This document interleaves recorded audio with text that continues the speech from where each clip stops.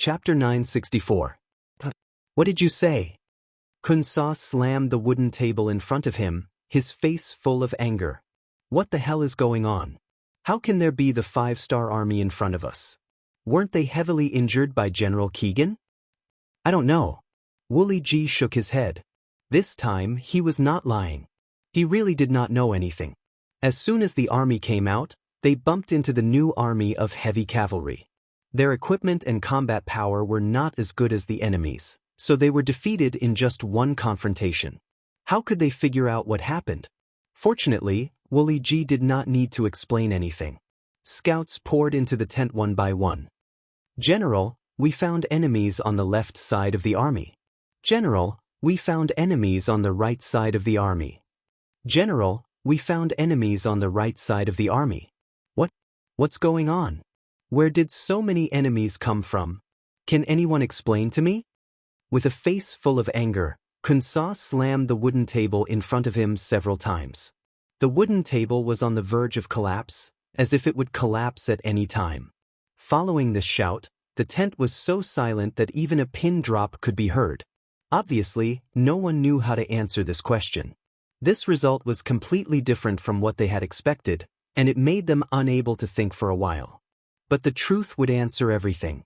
A flaming arrow suddenly shot into the main tent, and the flames rose. Soon, the tent was burned to a crisp, and the temperature in the main tent rose. Wooly G also shouted, "Not good, the 5-star army is coming. General, quickly give the order to retreat." Retreat? Yes, retreat. After a moment of shock, Kun Sa gave the order to retreat. At this moment, he did not have time to think about why there were so many 5-star army in his camp. Now, he only thought about how to escape and save his life. 2 red signal flares were fired into the sky. Originally, only the 5-star army had entered the barracks. However, not long after, the 5-star army appeared from all directions. They held fire arrows and set fire to the barracks one after another, causing the horses to whine incessantly. Many of the cavalrymen in the Ely army couldn't even get on their horses. They were either shot to death, burned to death, killed, or captured. Fortunately, it was nighttime. Kun Sa and Wooly G led 5,000 cavalrymen and charged in one direction. Eventually, they managed to force their way out. After losing 2,000 cavalrymen, they managed to break through the encirclement of the light cavalry regiment. The light cavalry regiment had always been known for their speed. Frontal clashes on the battlefield were not their forte.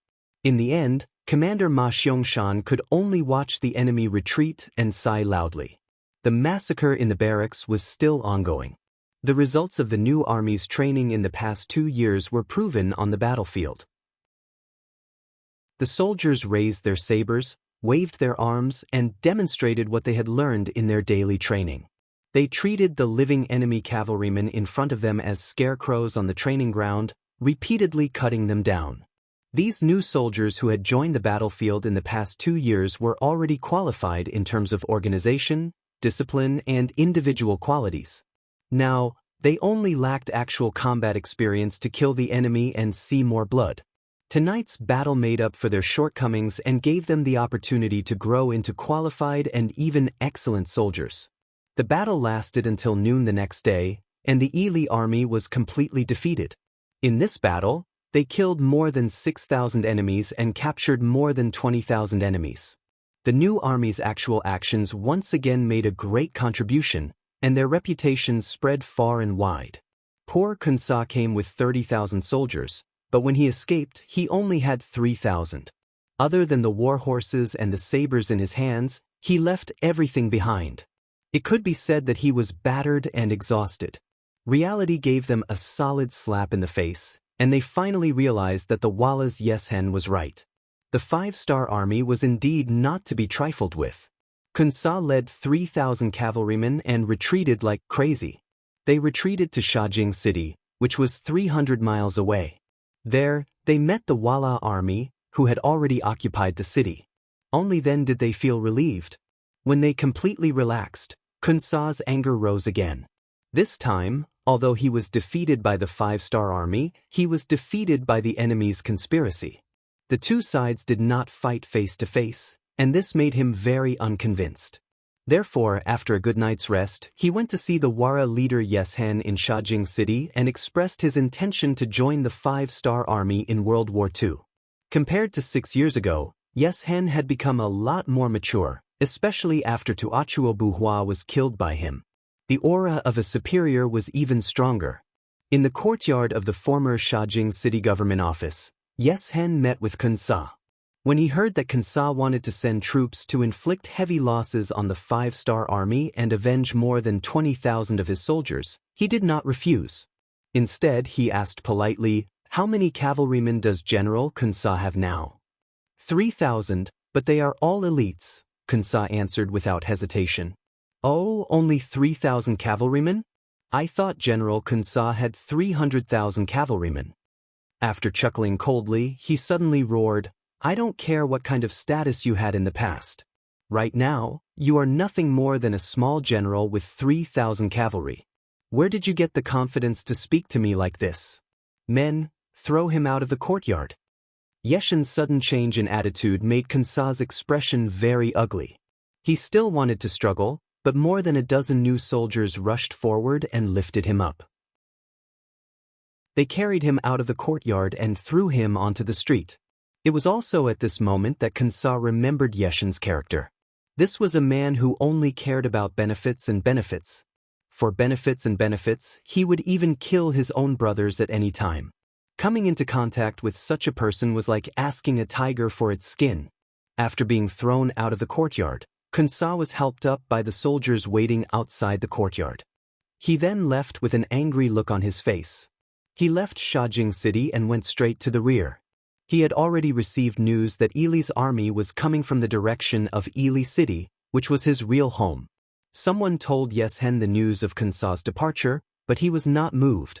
He had to admit that he was indeed afraid of Yang Chendong from the bottom of his heart. Unless it was necessary, he did not want to make an enemy of Yang Chendong. Kunsa, with only 3,000 cavalrymen, wanted to ally with him. He would not do such a stupid thing. What he needed to think about now was how to drive Baiming's army out of the grasslands. For example, the nearby Sambulakwin would be his next target. Sambulakwin City. Shi Wanshan, the chief of the Xian Mansion, who had retreated in defeat, returned here with nearly 190,000 defeated soldiers. Originally, he wanted to reorganize here and then launch a counterattack to retake Jingzhou City and Shajing City. However, he did not expect the Datong army to be defeated so quickly. He was not ready yet, and Walla's main force was already in front of him. Not only did they take over Jingzhou City and Shajing City, which he had abandoned, but they also threatened the safety of Sambulakwin City. In other words, even if Shi Wanshan wanted to retreat now, he had to be prepared for an attack when he left Sambulakwin City. Shi Wanshan, who was originally ambitious, felt a little sad that the war had reached this stage. He hated the officials of the imperial court, who only knew how to pursue their own interests and did not care about the overall situation. He hated the incompetence of Datong's chief of the army, Yang Hong. If he did not have such a big appetite, he would not have surrounded Chaojing City and instead thought of a way to take it down. Then he would have been able to resist the allied forces of Wala and Ili. This would have created an opportunity for him to take down Shajing City and reach the rear of Wala. At that time, the opportunity for the decisive battle would have arrived. But now, the defeated army had become a fact. How difficult would it be to find the same opportunity as before? Shi Wanshan seemed to be somewhat dispirited.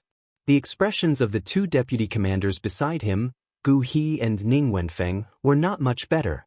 However, the eunuch in charge, also known as the military supervisor eunuch, Deng Chong, said in his croaky voice, "Generals, the emperor has already sent someone to deliver an 800-li urgent message. He said that the court is currently sending reinforcements. This time, with Governor Shi Heng as the leader, they will assist us and send troops to the grasslands. Our current mission is to defend Sanbuji River. We have to be like a nail nailed into this place. If we dare to retreat, we will be punished according to military law." After saying this, Deng Chong could not help but let out a sigh. Although he didn't know much about military affairs, He knew how difficult it was for a lone city to defend until reinforcements arrived. In history, there might be people who relied on a city and defended it for half a year or even longer. But without exception, those who defended it were all big cities with enough provisions to last them for a long time. In contrast, Sambilakwin did not have such conditions. The city walls were low, only about 20 feet high. Scaling ladders could easily be placed on top of the city walls. The provisions in the city were not sufficient, and even the water supply was not enough to satisfy the needs of the army. Under such conditions, it would be a big problem for anyone to defend it. Report. While the four of them were still hesitating about what to do next, a scout suddenly came to report that 30,000 soldiers had defeated the 5-star army. The main general, Kunsa, only managed to escape with 3,000 soldiers. When the news came out, Xianxia and the other 3 generals' expressions became even more complicated. In contrast, the 5-star army had won a great battle, but they had just suffered a great defeat. This stark contrast made them even more depressed and anxious. In the silent room, the deputy chief, Ancient River, suddenly said, "The 5-star army has fully grown. Even if we can defeat the Walla and the Ili one day, how are we going to deal with the 5-star army? Who is their opponent?" Chapter 965. Speaking of which, he could be considered a valiant general. Among the 200,000 soldiers of the Xian mansion, even Xianxia was slightly inferior to him. Usually, he was the one who shouted the loudest, as if he didn't put the heroes of the world in his eyes. But now, he actually asked this question. This was enough to show that he was a little afraid. Ancient River's words made the originally quiet room seem even quieter. Xianxia and Ning Wenfeng didn't say anything. They didn't know what to say or how to answer this question. Only Deng Chang, the eunuch, suddenly said after a moment of silence, "General Ancient, what do you mean? Could it be that you're afraid?" As a eunuch, he only had one person to back him up, and that was the emperor. Anyone who disobeyed him would become his enemy. It was only because they were on good terms that Deng Chang normally didn't dare to say such things. If it was anyone else who dared to say such things, Deng Chang probably would have already called for soldiers to arrest them. "I'm afraid? What a joke. On the battlefield, when have I not led the soldiers? I'm just talking about something we'll have to face sooner or later." Faced with Deng Chang's question, Ancient River naturally wouldn't back down. In the face of a great enemy, if there was any internal strife, the situation in the city would be even worse. As the commander, Xianxia finally opened his mouth and said, all right. These are just private words. They can't be taken seriously. We should think about how to deal with the current situation and how to deal with the Walla cavalry. The emperor has already said that we can't lose Sanbu Luchuan. Otherwise, we'll be punished by military law. Since it's like this, if you don't want to die, quickly come up with a plan. It's not easy to defend. Without enough provisions, the morale of the army will fall into chaos as time goes on. Ning Wenfeng, who was famous for being a wise man, shook his head. We can have Tally think of a way to supply us with provisions. Also, this place isn't far from Datong Prefecture.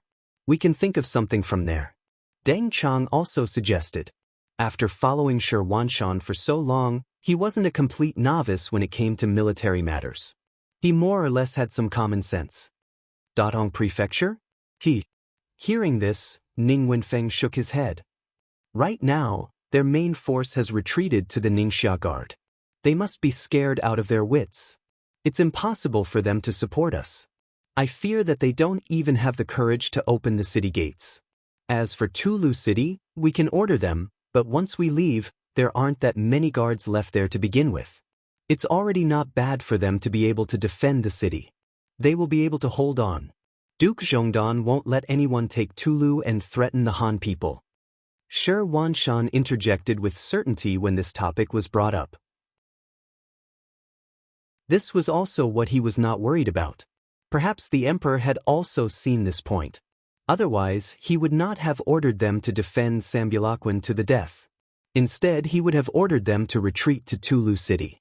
Regardless of how great of a threat Yang Chendong was to all sides and how fast his power rose, there was one thing that was not wrong. He had taken care of the great Ming people, or rather, the Han people. This situation was seen by everyone.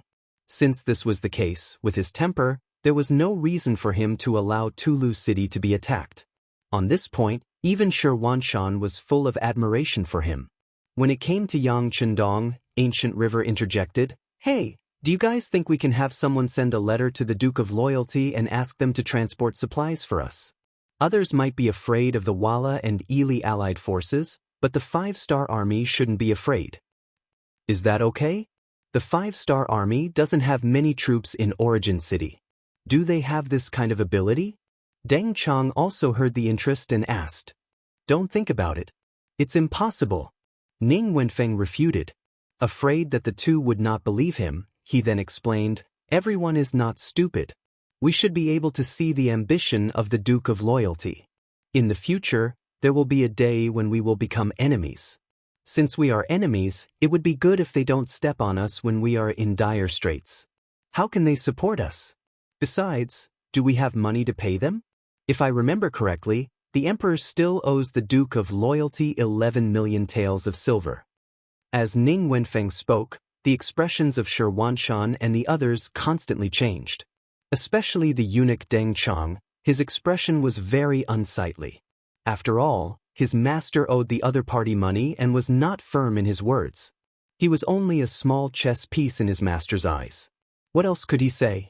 The four of them sat for an entire afternoon and still couldn't come up with a better idea. In the end, Shi Wanshan could only say, "Forget it. It's a blessing, not a curse. Let's just hand over the problem. Since the Emperor wants us to guard here, there are some things that can be solved with help. Otherwise, we can't blame anyone if we can't defend the city. By the way, I have to trouble eunuch Deng with this matter. You know the situation in the city. The army can only eat for 20 days at most.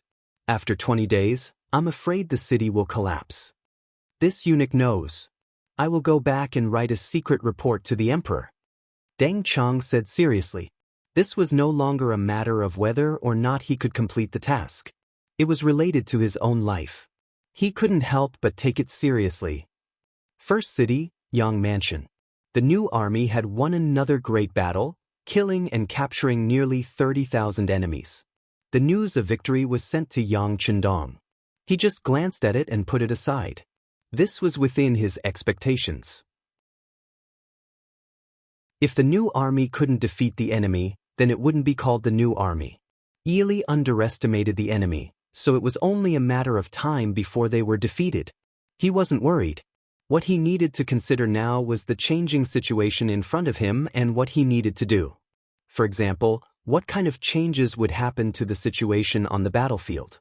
Yang Chendong was a person who liked to take 3 steps at a time. This time, the sudden appearance of Ely's cavalry was beyond his expectation. It was also not within his plan. However, since they had appeared, of course, he wouldn't be polite. That was why he ordered the new army to attack. Facts proved that they won this battle without any suspense. However, this didn't mean that there was no problem. On the contrary, what Ely would do next was a problem that he needed to consider. Only by estimating all the possibilities and making preparations could they ensure that the 5-star army would be able to face everything safely during the mission.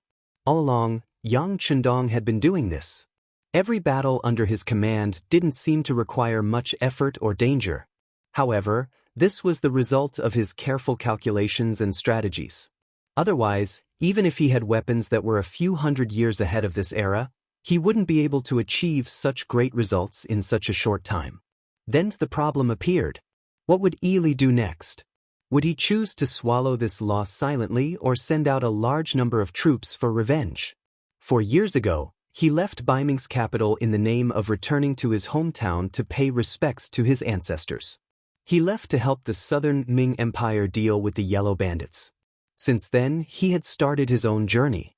The only difference was that the farmers earned grain, the merchants earned money, and the politicians earned reputation.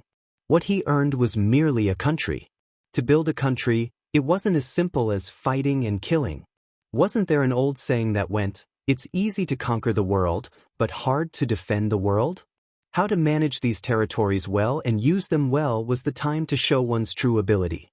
Fortunately, with the experience of the later generations and some of the goods in the warehouse, he was able to create a lot of value. With money, it was easy to do things, and the territory he conquered was stable.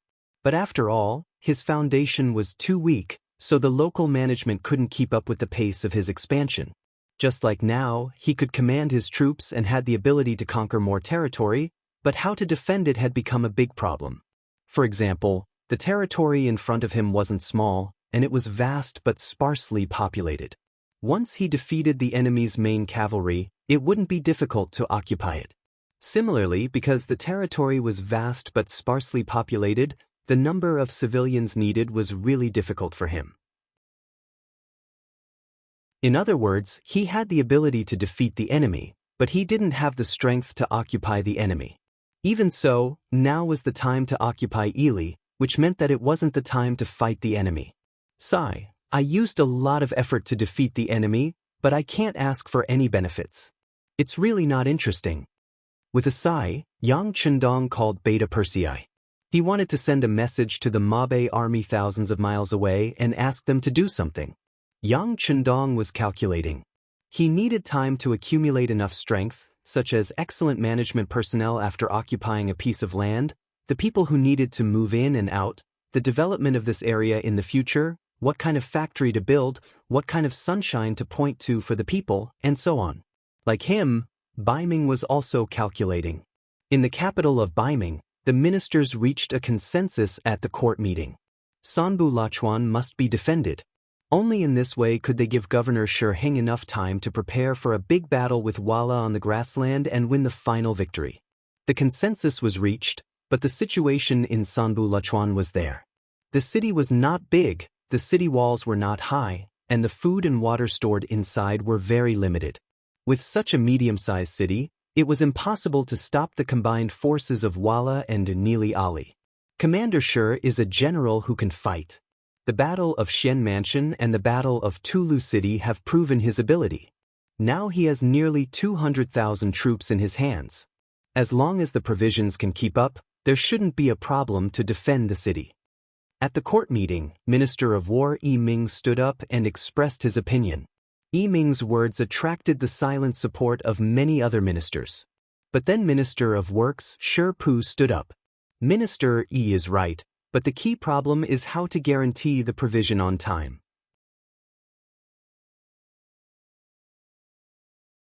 Chapter 966. Where is Minister Jin? How are the preparations for General Shi's army of 200,000 going? Sitting on the golden dragon throne, Zhu Qiu nodded. His gaze turned toward the Minister of Appointments. Jin Lian stood in the group of officials. Hearing Dai Zong call out his name, he immediately stepped forward with a board in his hand and said, "Your Majesty, the provisions have already been transported to the Xian Manor. According to what I know, a portion of the provisions will move with the army. A portion of the provisions need to be transported to the front lines once every 3 to 5 days. Based on this, most of the provisions should still be in the Xian Manor. Then send it over." Hearing that the provisions had already been prepared, Zhu Qiu's face was filled with joy. However, after saying this, he realized that the entire hall had suddenly fallen silent. It was as if there was something wrong with what he had said. Fortunately, there were some officials who were good at understanding people's hearts. Minister of Justice Su Yozhen stepped forward and said, "Your Majesty, the difficulty right now is that the provisions can't be transported up. Presumably, the area around Sanbu Lachuan should be filled with Yeshen's cavalry. If we send them up now, it's no different from sending sheep into a tiger's den." Zhu Qiu's face turned bright red. Although he had already been the emperor for 6 years, he had never been on the battlefield. His understanding of war was only from what he read in books.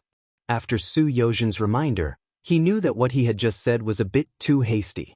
His face turned red. In order to eliminate the effects of what had just happened, he thought of a way to divert everyone's attention.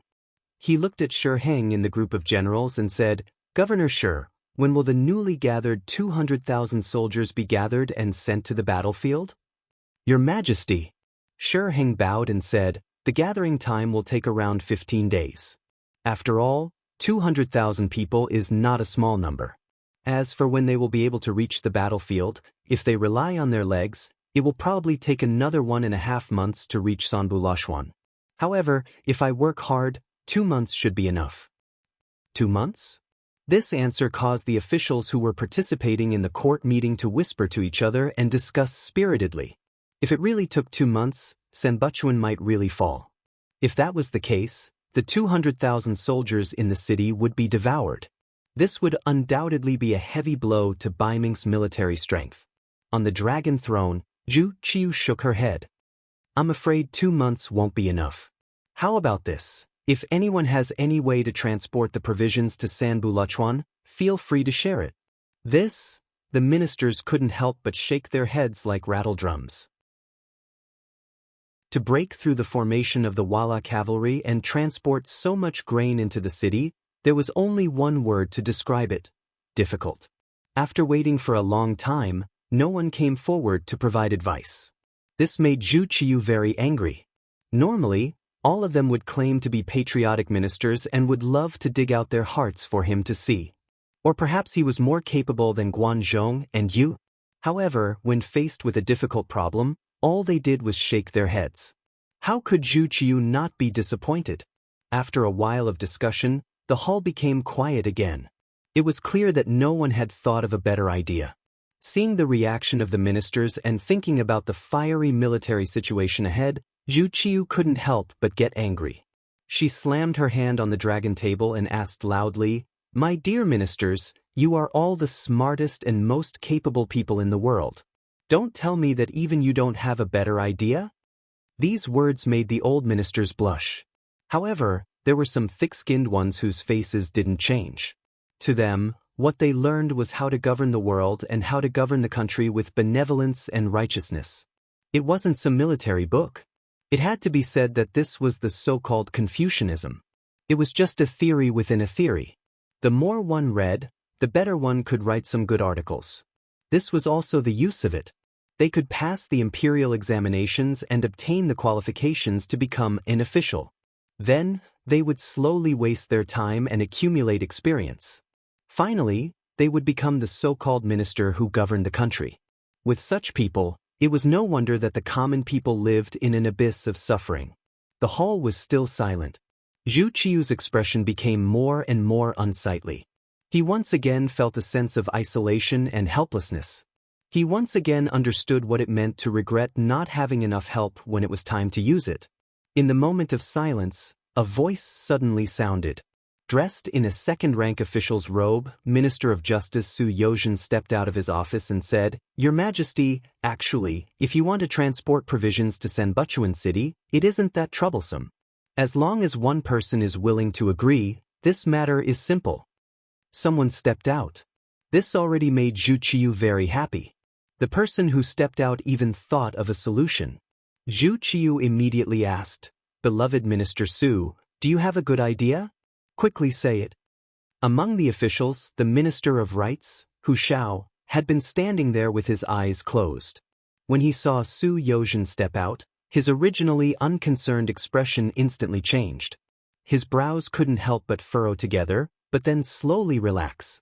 Yang Chendong had already told him that Su Yozhen was also a person of the same path. However, in these past few years, the two didn't have much contact. Perhaps it was because they didn't feel at ease with each other. They only silently cooperated with each other on some matters. If they could cooperate, they would also silently support each other in private. Hu Shao naturally understood Su Yozhen a little. He was smart, discerning, able to see the situation clearly, and had smooth and slick methods. However, him stepping out at this time was still out of Hu Zhao's expectations. He had already guessed what this person wanted to say. However, was it really good to involve Yang Chendong in this matter? The opponent this time was the allied cavalry of the Wala cavalry and the Ili cavalry. Did the five-star army really have the strength to stop them? However, with Su Yozhen's personality, he rarely fought a battle that he wasn't confident in. Could it be that he had received Yang Chendong's secret order and wanted to take the initiative to participate in such a big event to share some benefits? Or was it all his own idea? While Hu Shao was still guessing, Su Yozhen had already stepped out. He crossed his arms and said, "Your Majesty, if you want to resolve this situation, the only way is to ask the Duke of Loyalty. There is no other way." The Duke of Loyalty? Zhu Qiyu, who was sitting on the dragon throne, originally had a face full of expectation. At this moment, his expression became somewhat ugly. It was unknown when it started, but in the court of Baiming, the words, Duke of Loyalty, had become a taboo. If it wasn't necessary, no one would mention it. Perhaps everyone knew that this person's influence was so great that it threatened the survival and development of Baiming. However, this person's influence had already reached a certain level. He was no longer someone that could be casually suppressed. Since there was no way to deal with him, it was better not to mention him. This could be considered as out of sight, out of mind. But now, Su Yozhen had broken this rule and took the initiative to mention him. An extremely clear expression of displeasure flashed across Dai Zong's face. The Duke of Loyalty? How could he have such an ability? Zhu Qiyu's voice carried a trace of dissatisfaction. Listen to the sound of gongs and drums. The ability of the officials to observe people's expressions was not small. Seeing that the emperor was a bit angry, the smartest thing to do was to immediately stop this topic. However, Su Yozhen had no way out now. Ever since Yang Chendong appeared in the capital of Baiming and saw him at night, Su Yozhen, who had been wavering, knew that he had already boarded Yang Xia's ship. It was likely that it would be impossible for him to get off. The only thing he could do was to think of a way to prevent the ship from sinking in the sea and find a way to sail further. After understanding this in his heart, he took the initiative to cooperate with Yang Xia. For example, when the Five-Star Army attacked North Korea, many of the officials in the court criticized the Five-Star Army for attacking a vassal state of the Ming dynasty. This was clearly a form of disrespect to the Ming dynasty. Not only did he not make a fuss with these people, he even privately found the Dai Zong emperor and said that North Korea was not part of the Ming dynasty. Even if it was taken away, there was no real loss. It would be better to use this opportunity to ask the Five-Star Army for some warhorses. After all, strength was the way of the king. As long as he had enough strength, he could take back what he lost sooner or later. It was Su Yozhen who came up with this idea. He originally wanted to reprimand the Five-Star Army and even the Dai Zong emperor who sent troops from Liaodong to support North Korea. He thought that compared to the vassal state being captured, it was more important to strengthen oneself.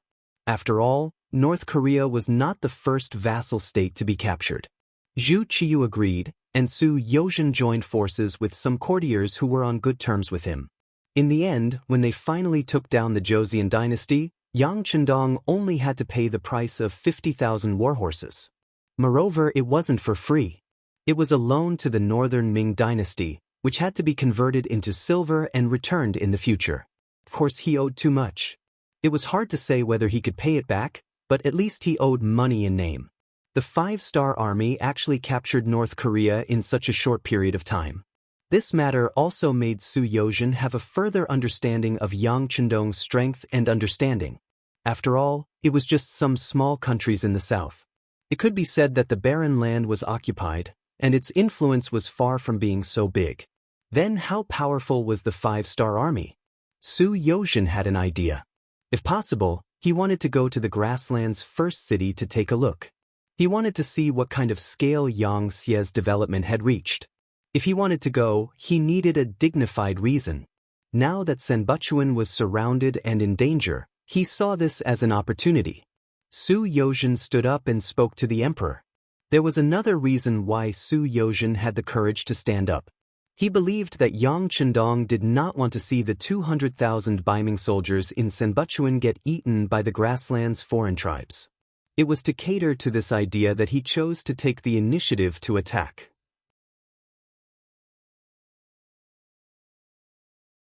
Chapter 967. Your Majesty, Sanbuchuan is not far from the first city. Since the Duke of Zhongwei can gain a foothold there, he must have military strength as his backing. If we can ask him to help, it shouldn't be a big problem for him to only transport grain and not help in the war. Su Yozhen stood up and said in a guessing tone. The important thing was that he emphasized one thing, which was that Yang Chendong would not help Baiming. He would only help to transport the grain. He said this in order to stop Zhu Qiu's mouth and make things clear first. It might be possible to help transport the grain, but helping Baiming to fight the Wara was not worth mentioning, because this was not Yang Chendong's intention. Originally, when Zhu Qiu heard Yang Chendong's name, he had such an idea and asked the Duke of Zhongwei to send troops to help. Your title was given to you by the Great Ming Dynasty. Now that the Great Ming Dynasty was in trouble, it was not too much to ask for your troops. But when he heard Su Yozhen's words, he knew that he might have thought too much. However, he still wanted to try harder. After all, if Yang Chendong was really willing to participate in the war, whether they could win the war or not, at least they could get someone to share the firepower. But before Zhu Qiu could speak, Governor Shiheng had already stood up. He cupped his fist and said, "Your Majesty, Minister Su's words are very reasonable. The Duke of Zhongwei can help us transport the grain. As long as we defend Sambulachuan for 2 months, our army will arrive. At that time, the situation will be completely one-sided. At that time, our army's victory will be expected, and our Baiming army will not need any help." Shiheng suddenly stood up, not because he had discussed it with Su Yozhen in advance. He just didn't want Yang Chendong to take advantage of it. In his eyes, Baiming's army was powerful and invincible. One day, even the Duke of Zhongwei and his 5-star army would be trampled under his feet. But if he owed the other side a big favor now, how could he fight the war in the future? Shiheng was looking at things from a long-term perspective, which was why he said those words. As the main representative of the military, Zhu Qiu knew that it was impossible to ask the Duke of Loyalty to send troops to participate in the battle. He could only nod his head and say, "All right, since that's the case, Minister Su, in your opinion, who should be sent to the Duke of Loyalty and Courage?"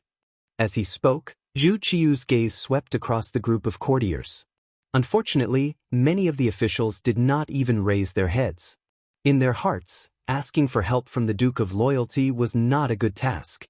"Your Majesty, this idea was thought of by this subject, so this subject is naturally willing to go." Su Yozhen wanted to take this opportunity to test Yang Chendong's strength. Naturally, she wanted to go. Since the other courtiers were unwilling to go, it saved him a lot of effort and he didn't have to worry about anyone competing with him. It was Su Yozhen who took the initiative to step forward. Zhu Qiu was overjoyed. Thinking of seeing a loyal official in a time of danger, he couldn't help but value Su Yozhen more. Thinking that this person had been promoted by him after he ascended to the throne, perhaps there would be a chance to put her in an important position. Immediately, he announced Su Yozhen as an imperial envoy to go to Shi City to discuss with the Duke of Loyalty and Courage the matter of assisting Sanbu Lachuan City with provisions. For the sake of convenience, he gave Su Yozhen the power to act and the power to mobilize the soldiers of Xianfu. Su Yozhen immediately knelt on the ground and shouted, "Long live the Emperor!" Zhu Qiu, who was very satisfied, was even happier. He nodded lightly at Jining, who was standing to the side with her back bent. The chief eunuch immediately understood and shouted loudly, "Court is dismissed. Minister Su, please stay. His Majesty wants to see you." The other courtiers left after shouting, "Long live the Emperor." Su Yozhen walked straight to the back of the palace and ran into the chief eunuch Jining, who had come to greet him. The other chuckled and said in a congratulatory tone, "Congratulations to Minister Su for becoming an imperial envoy." "Ah, Jin Gonggong, what are you saying? We are all working for His Majesty. There is no need to mention any congratulations. It should be the same." Su Yozhen also had a smile on his face. As he spoke, a banknote of 1,000 taels of silver was passed from his hand to Jin Ying's hand without anyone noticing. His gaze turned slightly. After glancing at the banknote in his hand, Jin Ying's expression became even more joyful. "Minister Su is truly a pillar of the country. Don't worry. Since Minister Su has the heart, this Gonggong will naturally help where it is necessary. Many thanks, many thanks." Su Yozhen cupped his hands in thanks. The two of them walked almost side by side to the back of the palace. Zhu Qiu had been waiting in the palace for a long time. When he saw Su Yozhen come, He couldn't hide the joy in the corners of his eyes. When all the courtiers were at their wits' end, this person could stand up and find a way to solve the problem. He was also willing to bravely take on the heavy burden. Based on these, he should value him more. Someone, give Minister Su a seat. This official doesn't dare. Su Yozhen immediately revealed a look of fear and trepidation. Speaking of which, this was the first time he was given a seat when he met with the emperor in private. Ah, Minister Su, this is His Majesty's good intentions. You were able to stand up in times of danger. This seat must be given. Jin Ying, who had just received the banknote, immediately stood up and spoke to smooth things over. Su Yozhen, who had been polite to begin with, immediately revealed a very grateful expression. The rims of his eyes even reddened. It was as if he was about to shed tears of gratitude. He said, "This official thanks His Majesty. Many thanks His Majesty." Su Yozhen's buttocks sat down on the chair. What followed was naturally a scene of the monarch and his courtier chatting happily. Minister Su, this time, you were able to take the initiative to stand up, come up with an idea, and accept this task. Zhen is very comforted. However, how confident are you that you will be able to persuade the Duke of Loyal Courage to transport the provisions for our army? Zhu Qiu's eyes were filled with anticipation as he asked. Although Su Yozhen was sitting on the chair, he still had a look of fear and trepidation.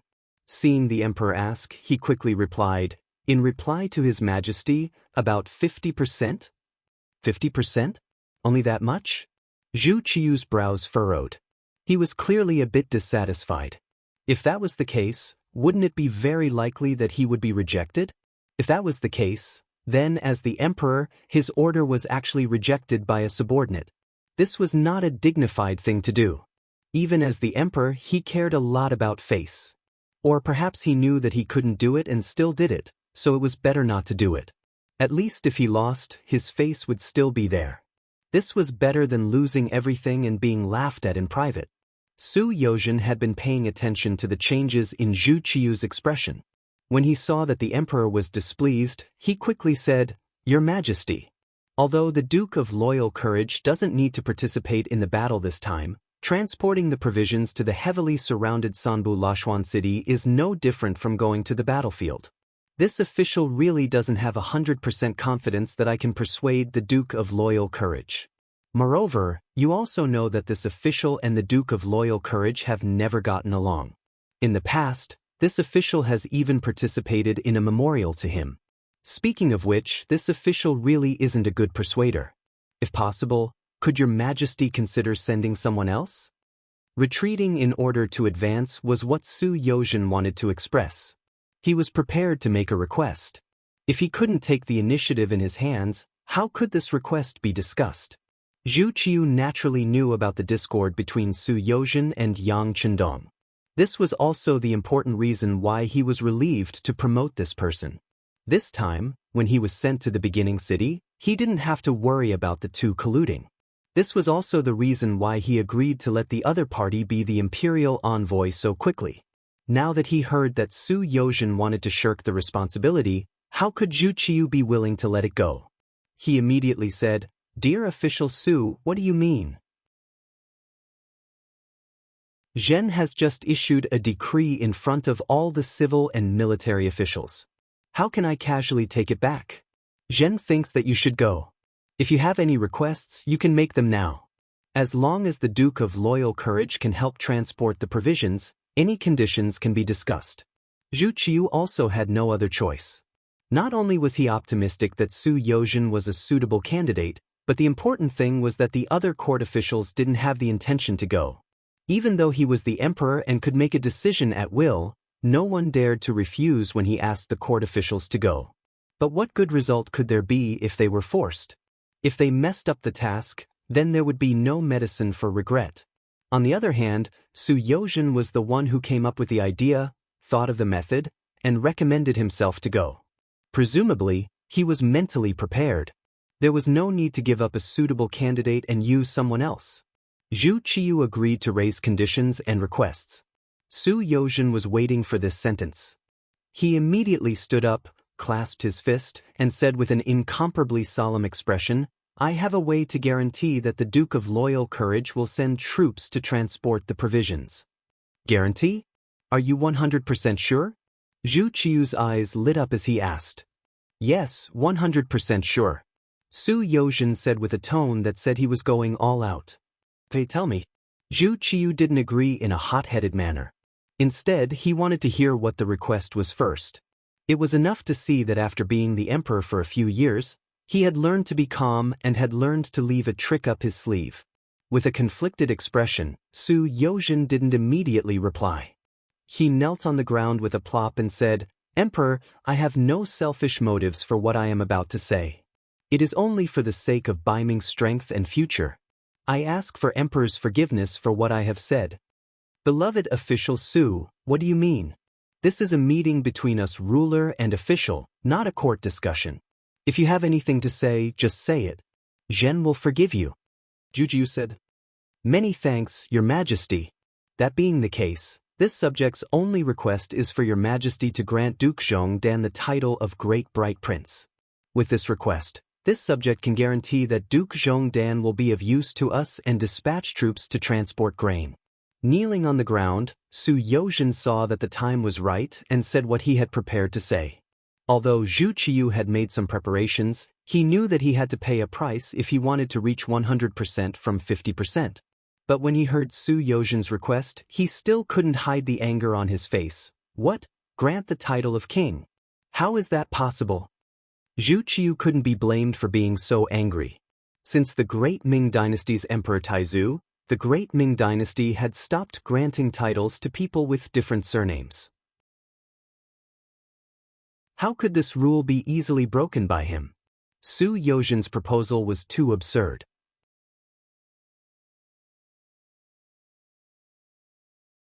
Chapter 968. Zhu Qiu was angry, but Su Yozhen was not afraid. The current situation did not allow Dai Zong to make any other choice. If he could not make this request now, it would be even harder to find an opportunity in the future. Thus, he did not immediately speak. Instead, he looked at Jin Ying beside Zhu Qiu. Since he had taken his money, it was time for him to speak up for him. Jin Ying, who had only taken 1,000 taels of silver, was furious. Originally, he thought that Su Yozhen was going to be put in an important position. It would be beneficial for him to have a good relationship with him. In addition, there was money to be taken. Wasn't this the best of both worlds? But now, this daring Su Yozhen actually proposed to make Yang Chendong Wang. This was something the emperor would never agree to. How did he have the guts to say this? It was only 1,000 taels of silver. It was impossible to order him to do such a big thing. At this moment, he kept his mouth tightly shut. He had even thought of returning the 1,000 taels of silver to Su Yozhen when he sent her out. The emperor did not speak. Jin Ying also did not speak. Su Yozhen simply knelt on the ground and did not speak. For a moment, the rear hall was silent. You could hear a pin drop. After a full quarter of an hour, Zhu Qiu saw that Su Yozhen did not speak. He did not admit his mistake and did not take back his request. He couldn't help but say angrily, "Beloved official Su, your suggestion is not acceptable. You should change your request." "Yes, then please take off this official's imperial envoy hat and send this official to prison," Su Yozhen said without backing down. "Prison?" Zhu Qiu's eyes widened. "Yes, without this condition, this official cannot convince the Duke of Loyalty. Since this is the case, it is better not to go this time. Your Majesty can use this time to think of other methods. The lives of 200,000 soldiers cannot wait for long, Your Majesty." Su Yozhen spoke as if there was no other way. In the end, he did not forget to threaten with the lives of 200,000 Baiming soldiers. Hearing the threat, Zhu Qiu immediately stood up from the dragon throne and said angrily, "Is there no other way other than this? This subject is slow-witted and cannot think of a better way." Su Yozhen simply knelt on the ground and said without even raising his head. He knew that this was a risky move, but if he succeeded, the return would be worth it. If he could help Yang Chendong ascend to the throne, his achievements would naturally not be small. In the future, when the 5-star army was formed, he would be able to take the opportunity to obtain more benefits. Seeing that Su Yozhen had no intention of backing down, Zhu Qiu was so angry that his entire body was trembling. He had thought that this person had come up with a good plan. It turned out that she wanted to confer the title of king on Yang Qindong. That being the case, it was not impossible for anyone to take this decision to force Yang Qindong to transport grain, or even to send troops. To the side, Jining hadn't thought that the situation would be in such a deadlock. Seeing the emperor's dragon countenance grow angry, she immediately urged, "Your Majesty, please calm down. Your Majesty, please calm down. You must not harm your body over such a small matter.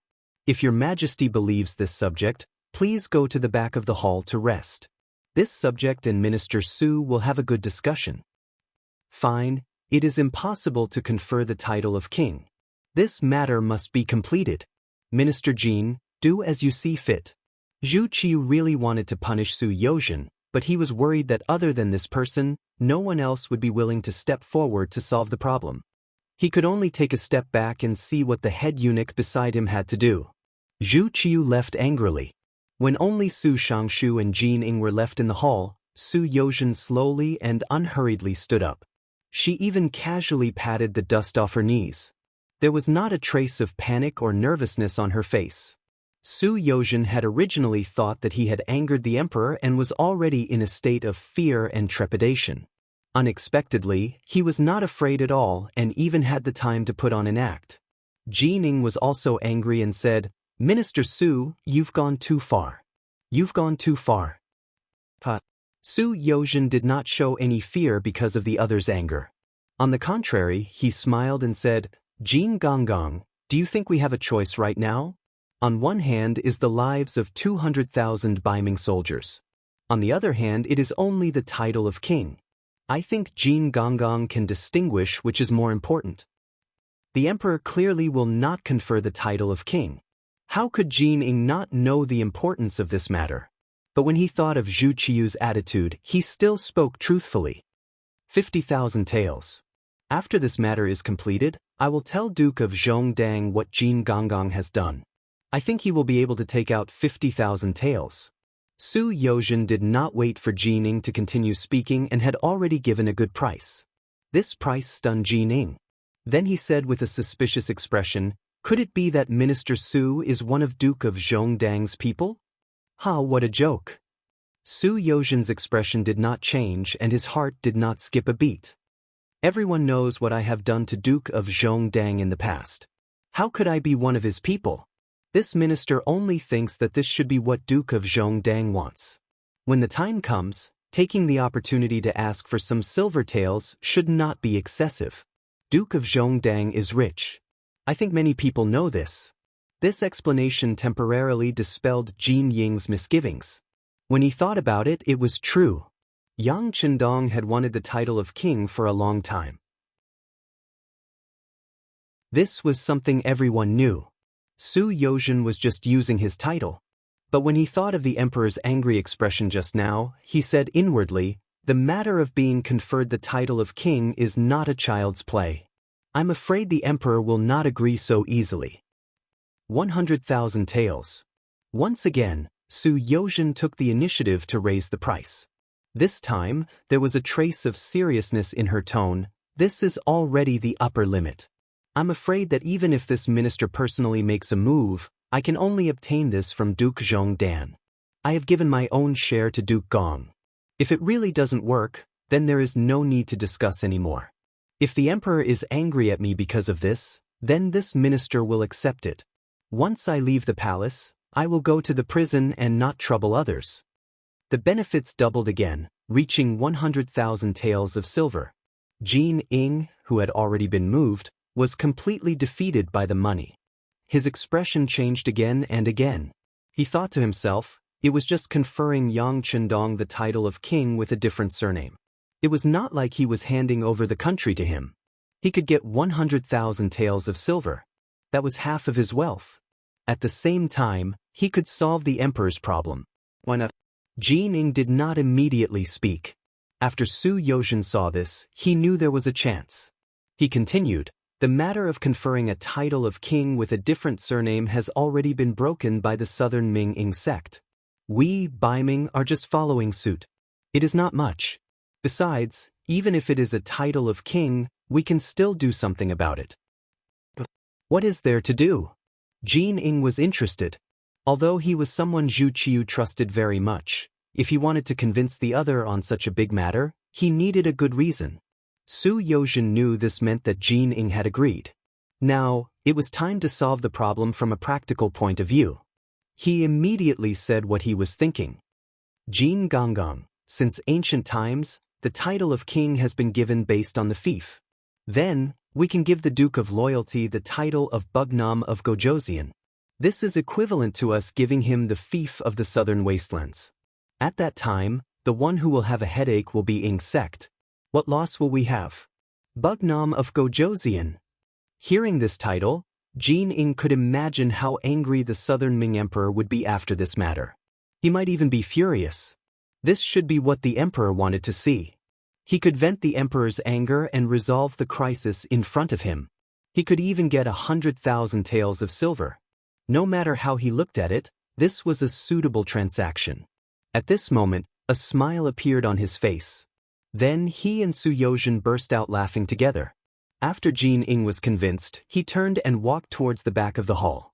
He didn't know what method he used. Perhaps Zhu Qiu just wanted a way out. In any case, an hour later, Su Yozhen waited for Jin Ing, who was holding the imperial edict. Minister Su, the emperor is wise and decisive. He has already agreed to confer the title of Bugnam of Gojoseon to the Duke of Loyalty. This is the imperial edict. Jin Ing raised the imperial edict in his hand with a proud expression. Jin Gongong is very capable. Su Yozhen gave him a thumbs up and sincerely praised him. Such an important matter as being conferred the title of prince was actually done by a single eunuch. It had to be said that the power of the eunuchs was truly heaven-defying.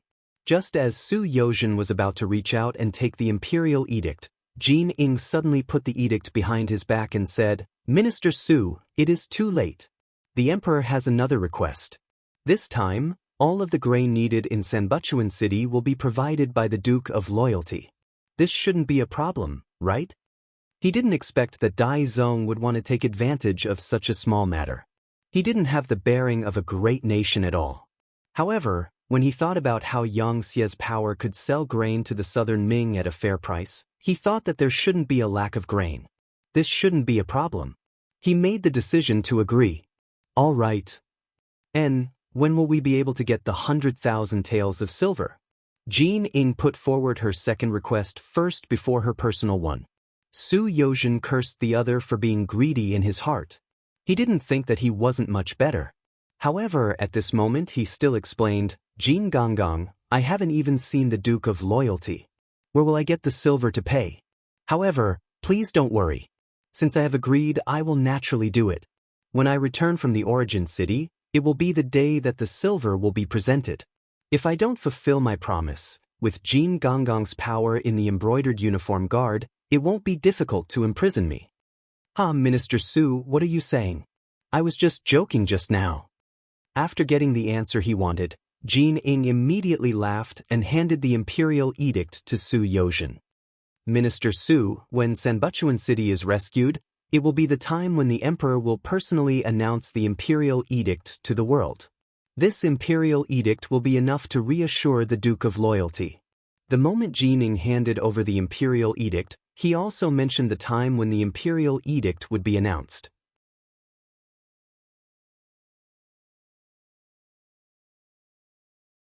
Chapter 969. Good. Su Yozhen looked at the imperial edict carefully, and after finding that there were no problems, he was overjoyed. With this imperial edict, he had made a great contribution. With this contribution, his position in the Yangxie would be secured. After all the officials left, Su Yozhen returned to his residence in the capital when it was almost dark. Then, he ordered people to prepare his luggage and left the capital early the next morning. Under the protection of 1,000 guards, he left the capital from Baiming to the Xian mansion. On the plains, after several days of preparation, under the orders of Yes Hen, the Wara began to attack the city of Sanbuchuan. They used the beaming redcoat cannons to bombard the city walls and used their own spears to attack the enemy's shields, causing Shi Huanshan's forces to be under considerable pressure and casualties. Fortunately, there were many generals in the city. Under the leadership of Commander Shi, nearly 200,000 beaming generals took turns to defend the city, and the two sides quickly entered a stalemate. The Wara were mostly cavalry, and they were not very good at siege work. Although they had the advantage of the redcoat cannons, the number of shells was limited, and it did not take long before they ran out of ammunition. Seeing the strong will of the beaming army to resist, Yeshen knew that the cannons could not achieve their goal of capturing the city, so he sent people to the Ili dynasty to ask for reinforcements. If there were any benefits, the two sides would share the benefits equally. Ili town was located to the north of Hutao, east of the Ili dynasty, and was an important transportation hub. At this moment, a virtuous official, Sayyid Ali Apel, who was also the prime minister of the Ili dynasty, was receiving General Kun Sa, who had just returned from the front lines in defeat. After Kun Sa met with Prime Minister Apel, he recounted how he had failed to negotiate with the five-star army and how he had been ambushed by the enemy. Then, with an aggrieved expression, he begged the Prime Minister to avenge him, as well as the loss of 27,000 soldiers. Apu was a famous minister in history. He had great foresight and was very opinionated. He did not take Kun Sa's words at face value. Instead, he comforted Kun Sa and advised him to get some rest. Then he called for Kun Sa's lieutenant, Woli Ji, and one of the 50 soldiers who had followed Kun Sa and Keegan. Through talking with them, he learned the truth of the matter. Seated alone in his residence, Arab had an extremely complicated expression on his face. He had already investigated the matter. First, he and Keegan spoke rudely, which led to their nose being cut off. Then, they thought they knew the truth about the five-star army and wanted to launch a night attack. In the end, they were ambushed and defeated. Speaking of which, all of this seemed unreasonable, but in fact, the ones who were at a disadvantage were the cavalry of Ili. As their prime minister, he also had to do something. Otherwise, the morale of the army would be greatly affected. If that was the case, it would be difficult to lead the army. In front of him was all the information about the five-star army sent by the Scouts and Intelligence Department. Arab received an answer. The five-star army was powerful and had great financial resources. They were an extremely difficult opponent to deal with. Especially the speed of their development, it gave people a feeling of stupefaction. He even had a premonition that if he allowed the five-star army to continue developing like this, he was afraid that there would be a day where a huge battle would break out between him and the five-star army. If that was the case, it would be impossible for him not to fight even if he wanted to. Since there was going to be a battle sooner or later, why not take advantage of the fact that the other party wasn't ready for a bloody battle? Even if they couldn't destroy the five-star corps, they could use this battle to deplete the other party's strength and give themselves more time to develop. Arab was a very far-sighted person. It was like when others could only see one step ahead, he could already see 2 steps ahead. For the future, in order to maintain the general situation of the grassland, he finally made preparations to attack the five-star army. Arab, who had not slept the whole night, welcomed General Kun Sa, who had rested for the night.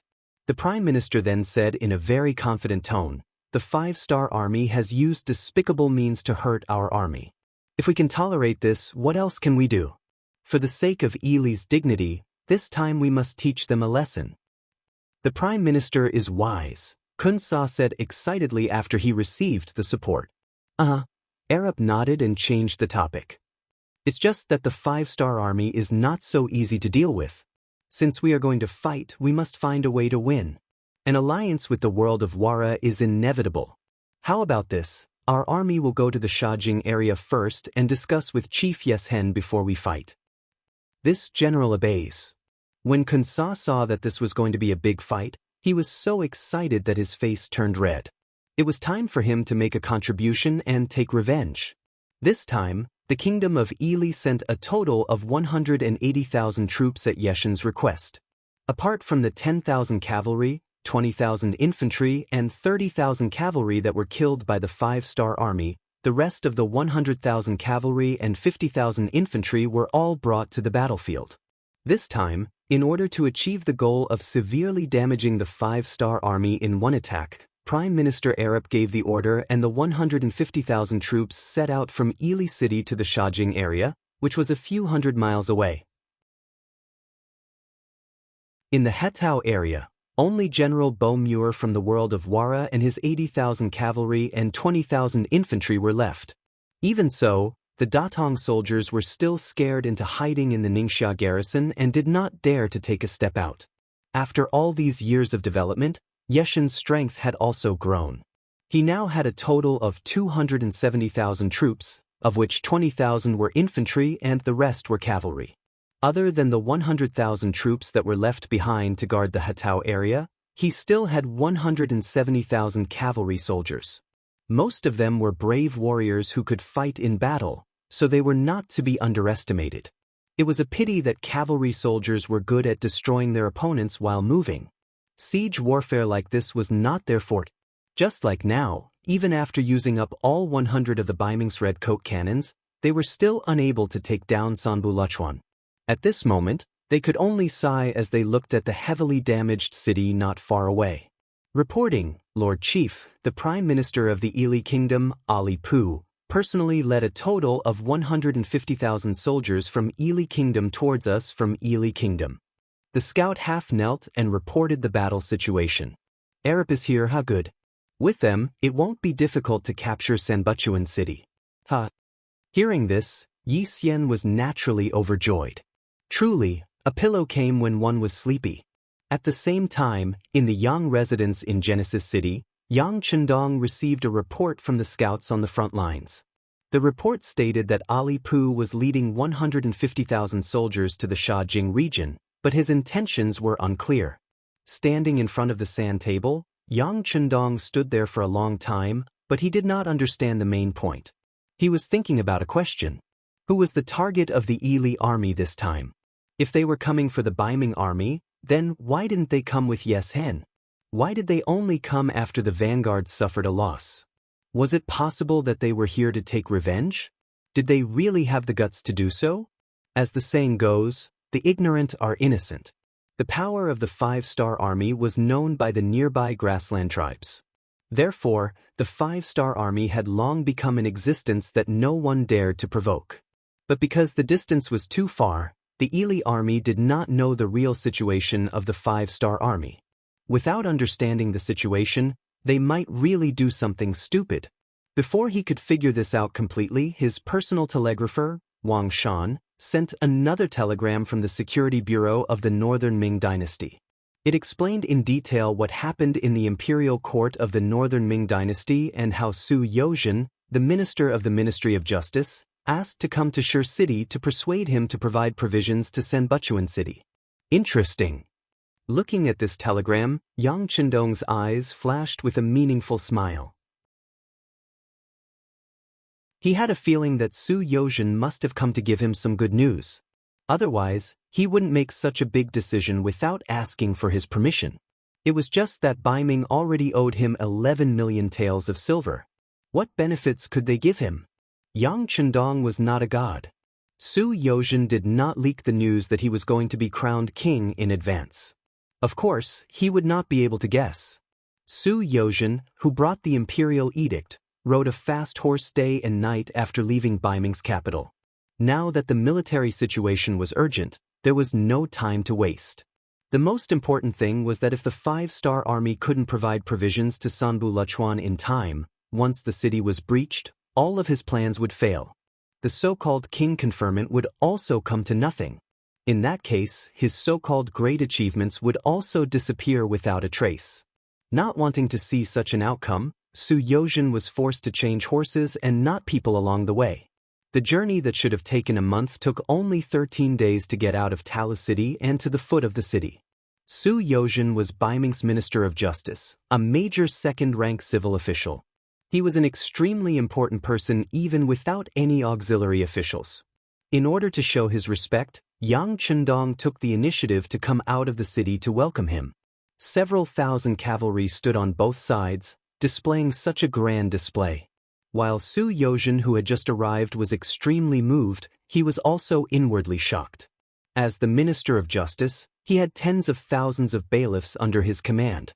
Among them, there was no lack of capable people with extraordinary means.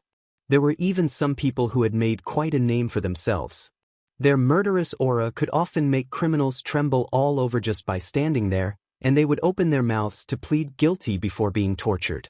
Just from this aspect alone, Su Yozhen could be considered someone who had seen a bit of the world. At the very least, a normal formation would not scare him. In his eyes, the killing intent of a murderer was nothing much. He was already used to it. Only now, when he saw these cavalry soldiers, did he understand what it meant to be a small fry in front of a great one. There would always be someone stronger.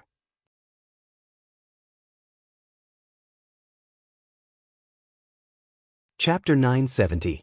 These cavalrymen were just sitting on their horses, but their murderous aura was overflowing. They were imposing without being angry, giving Su Yozhen a very oppressive feeling. In addition, they had been on the road non-stop for days without rest. At this moment, his face was frighteningly pale. "You can all leave."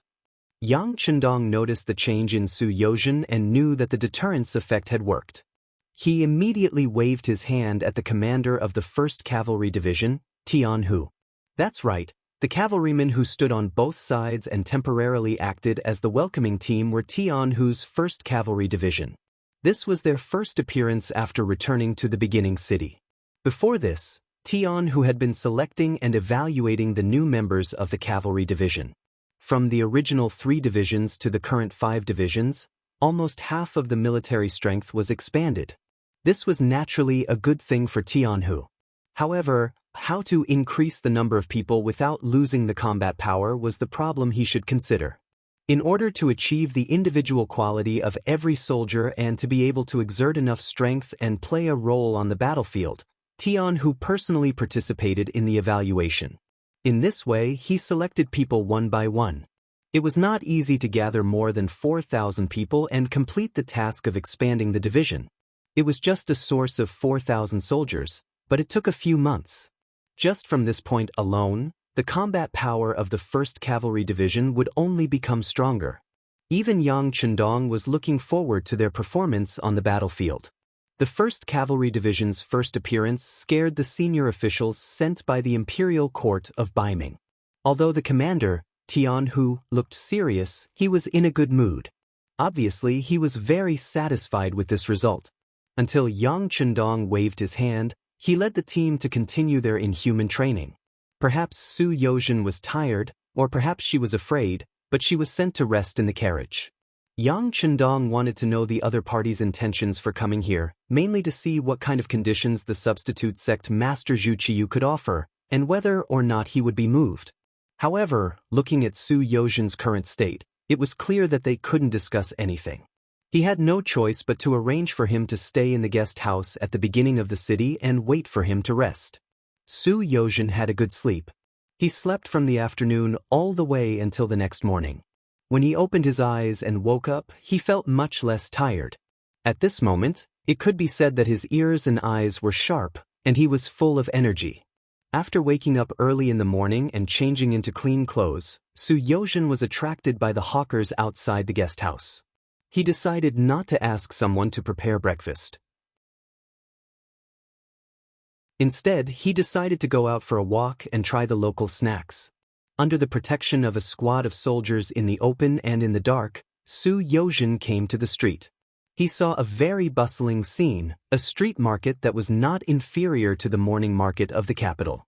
When he saw the people in costumes of various races walking in a friendly and harmonious manner on the wide street, and the peddlers selling food, clothes, necessities, and toys were next to each other, and there were people standing in front of each stall, he could not help but ask the guide arranged for him by the guest house curiously, "Everyone is from different races, how can they get along harmoniously?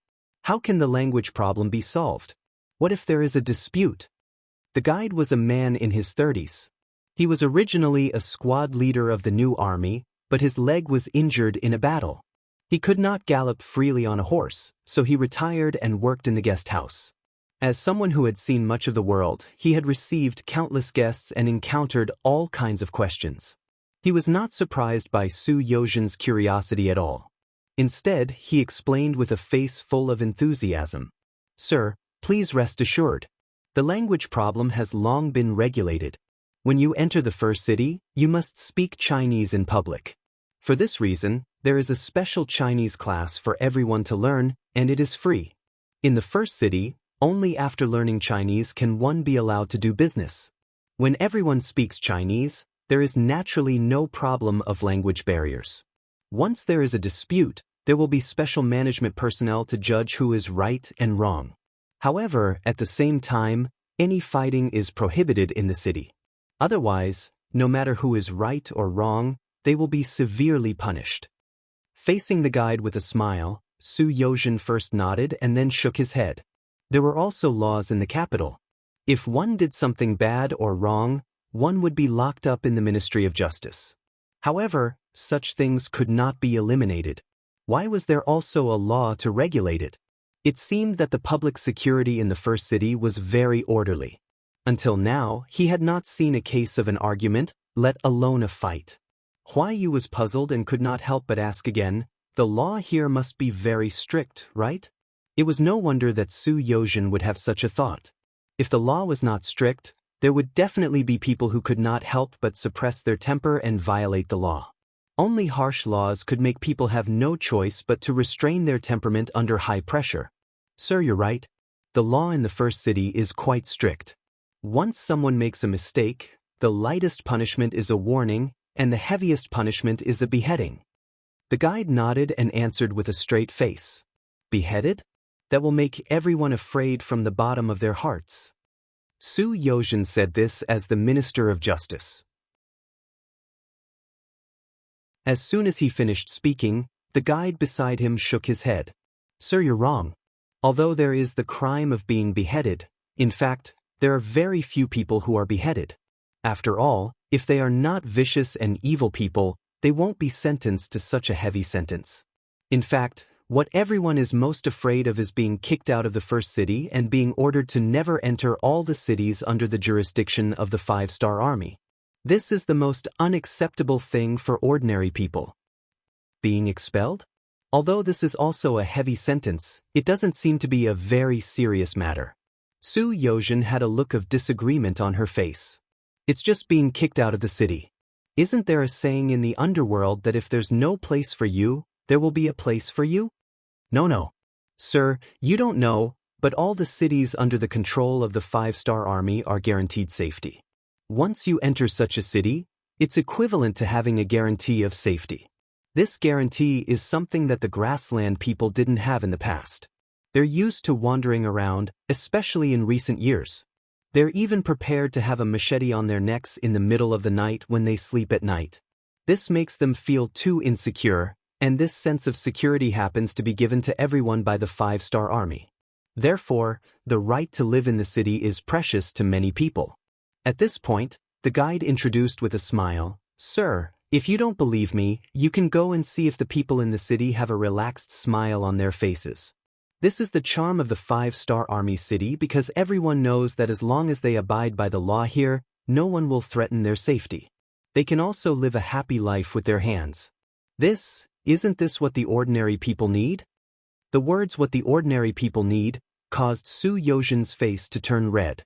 Indeed, what the ordinary people wanted was to have food to eat, clothes to wear, and a house to sleep in.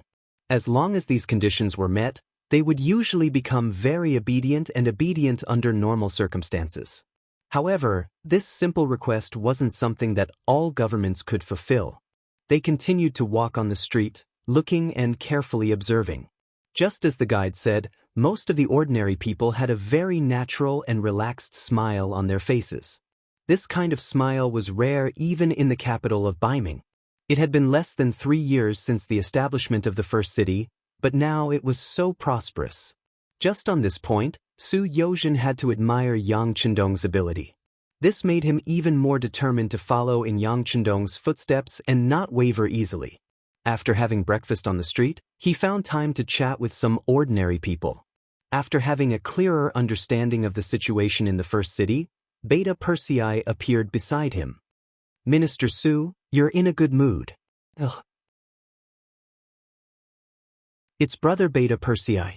Did the Duke of Loyalty summon me? At this moment, Su Yozhen's attitude became more respectful. That's right.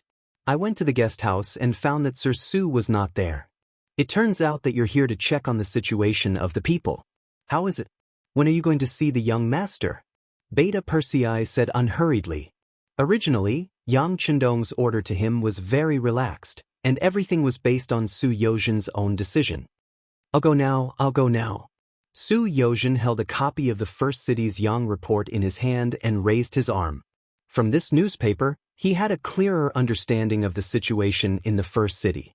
He had a clear understanding that this was indeed a developing and thriving city. Although its foundation was still lacking, it was full of vitality. Anyone with a little knowledge could see its potential. In particular, Yang Baozhong had specially opened a current affairs column, which clearly talked about the war that was going on in Sanbuchuan City hundreds of miles away. Everything was written on the surface, but there was not the slightest bit of panic in the First City. This alone was something that the capital of Baiming could not compare to. Compared to the people there who were afraid of war and the imperial court had to block all unfavorable news of the war, the calmness of the people here surprised Su Yozhen. They were not afraid of war. What kind of courage was this? How did Yang Chendong do this? All of this made Su Yozhen curious. Now, he wanted to see Yang Chendong and get an answer. Okay, Sir Su, please come with me. Yang Heir smiled as he led the way. Su Yozhen was in the middle of the group. It was unknown when, but many soldiers in civilian clothes had appeared behind her. They were protecting her very tightly. After all, Su Yozhen came to represent the face of Baiming. There must be no accidents.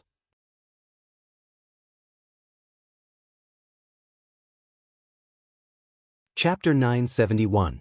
In the Yang residence, various fruits had already been placed on the stone table in the courtyard, and the freshly brewed tea leaves were still steaming. When Su Yozhen arrived, she saw Yang Chendong looking at Yang Bao leisurely. This was almost a daily homework for Yang Chendong. He would learn about what happened yesterday through the newspaper. If he thought something was important, he would pay extra attention to it. When necessary, he would order people to deal with it. This not only made him closer to the people, but also gave them a sense of loyalty and courage, which increased the importance of Yang Bao in the First City. Young Master, Lord Su is here. Beta Persei's voice could be heard from a distance. When Yang Chendong turned his head, he saw Su Yozhen standing there respectfully a few steps away. His head was slightly lowered, and he looked like a subordinate meeting a superior. Yang Chendong was not surprised that Su Yozhen would have such an attitude. With the reminder that he had personally gone to Baiming's capital last time, and seeing the prosperity of the First City this time, as long as there was nothing wrong with his brain, he would know what kind of attitude he should have after seeing him. Come, Minister Su, come and take a seat. Yang Chendong waved his hand while he was still far away. Su Yozhen quickly agreed and hurried over. As he walked forward, Yang Chendong's voice could be heard again. Beta Persei, pass down the order. If there is nothing particularly important this morning, the young master will not see any guests. Understood. Beta Persei agreed and left. Soon, there was the sound of the courtyard door closing behind him, indicating that Yang Chendong was going to have a long talk with him. Su Yozhen hurried over and sat down opposite Yang Chendong. When he looked up, his eyes were filled with curiosity, doubt, and even admiration. Yang Chendong saw Su Yozhen's performance from the corner of his eyes and smiled in his heart. If a capable person wanted to control him, he would have to show more ability. Clearly, he had done it now. Minister Su, you've traveled thousands of miles to come here. You must have something to teach me, right? But I wonder if it's good news? It's good news, great news, sixth young master. After being stared at by Yang Chendong, Su Yozhen's original intention of playing with him disappeared. She stretched out her hand and took out her trump card, the imperial edict that conferred the title of king. His original intention to bargain was no longer there. The only thing left was how to make Yang Chendong happy and please him. Sixth young master, This is the imperial edict of bestowment that I have spent a great deal of effort to get from the Daizong Emperor. Please take a look and see if you are satisfied. Coronation Imperial Decree. Yang Chendong, who had originally ignored everything that had happened, had a change in expression at this moment. Yang Chendong had tried many times to be bestowed the title of king, but the great Ming dynasty's ancestral system was there. It was obviously difficult and not easy to succeed. But as the Yang faction's influence continued to expand, this thought also faded away. Could it be that if he didn't become king, he would have no power? Could it be that if the great Ming dynasty didn't recognize him, his Xianxia wouldn't exist? He just didn't expect that a good thing like being bestowed the title of king would fall on his head when he had already given up on it. With a trace of excitement, Yang Chendong opened the imperial edict under the golden cover. Holding the imperial edict in his hand, he looked at the words one by one. After a while, Yang Chendong's voice sounded with a sigh. Bugnam of Gojoseon, he, although there are other motives, the Daizong Emperor has indeed put in some capital this time. Presumably, the things he needs me to do won't be too small. What kind of person was Yang Chendong? How shrewd and ruthless was his vision? Just the title of Bugnam of Gojoseon made him see a lot of problems. There was no need to mention the word martial. His various actions had already proved that this word was really appropriate to use on him. The word south had some meaning. It meant that the small countries of the southern barbarian that Yang Chendong occupied were all in the south. He himself should also be in the south. As for the matters in the north, he didn't need to worry about them. Although it was just a title, the Daizong Emperor of Baiming still expressed his intention. That was, he hoped that Yang Chendong wouldn't stay in the north and would go to the south to cause trouble for the southern Ming. The sixth young master. This title was reported to the Daizong Emperor after much consideration. I think this is the only way for this title to be granted. If there is anything inappropriate, I hope that the sixth young master will forgive me. Su Yozhen lowered his head and said these words with a slightly guilty conscience. He couldn't tell if Yang Chendong really liked this title, but he didn't dare to hide the things that should be said. He also had to express the attitude that should be expressed. Feeling Su Yozhen's cautiousness, he sighed in admiration. This person was indeed worthy of being a powerful official in history. His ability to observe people's expressions and see through people's hearts was truly extraordinary. However, since he was already granted the title of king, his wish had been fulfilled. As for the title of king, he didn't really care. Could it be that if he was granted the title of Bugnam of Gojoseon, he would only be able to move about in the south? Turning his head, he folded the imperial edict and put it aside. Yang Chendong's face revealed a sincere smile. What is Minister Su saying? Being granted the title of king is enough. What is inappropriate about it? Don't think too much. Come, let me toast you with tea in place of wine. I don't dare. Su Yozhen said as he stood up. Yang Chendong had already laughed heartily and drank the tea. Then, he gestured for Su Yozhen to sit down. Minister Su, there are no outsiders here. It's just the two of us. There's no need to be so formal. I won't call you minister anymore. How about I change it to Brother Su? That's good. Su Yozhen nodded continuously. From the moment he entered this small courtyard, the initiative was completely in Yang Chendong's hands.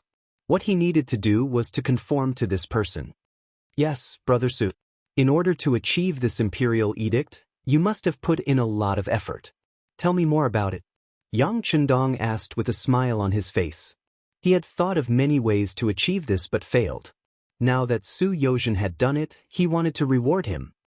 Yes, sixth young master. The situation is like this. Su Yozhen knew that this was not the time to be polite. He told him about his proposal in the imperial court, as well as the discussion he had with the emperor and eunuch Jin Ing in the back of the palace. Yang Chendong sat there and listened attentively.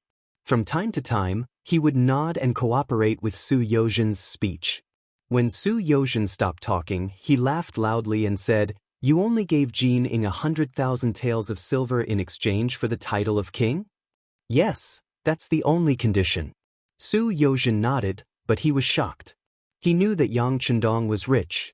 The goods sold by the Beyond Heavens trading company in the capital were all profitable. 100,000 taels of silver was not a problem for him.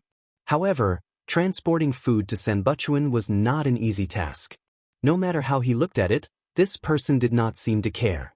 Without Su Yozhen's shock at the imperial court, Yang Chendong spoke again. All right, if it's only a small matter, this king can agree to it right now. At this moment, he considered himself to be the Bugnam of Gojoseon.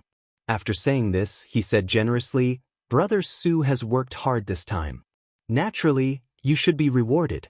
How about this? I will give you 200,000 taels of silver as a reward. This way, she could earn 200,000 taels of silver. Su Yozhen's heart was naturally overjoyed, but her face still had to put on a look of refusal. Aya, sixth young master, you can't do this. You said that we are on the same boat, and I will be your subordinate in the future. How can you give me money like this? I have to give.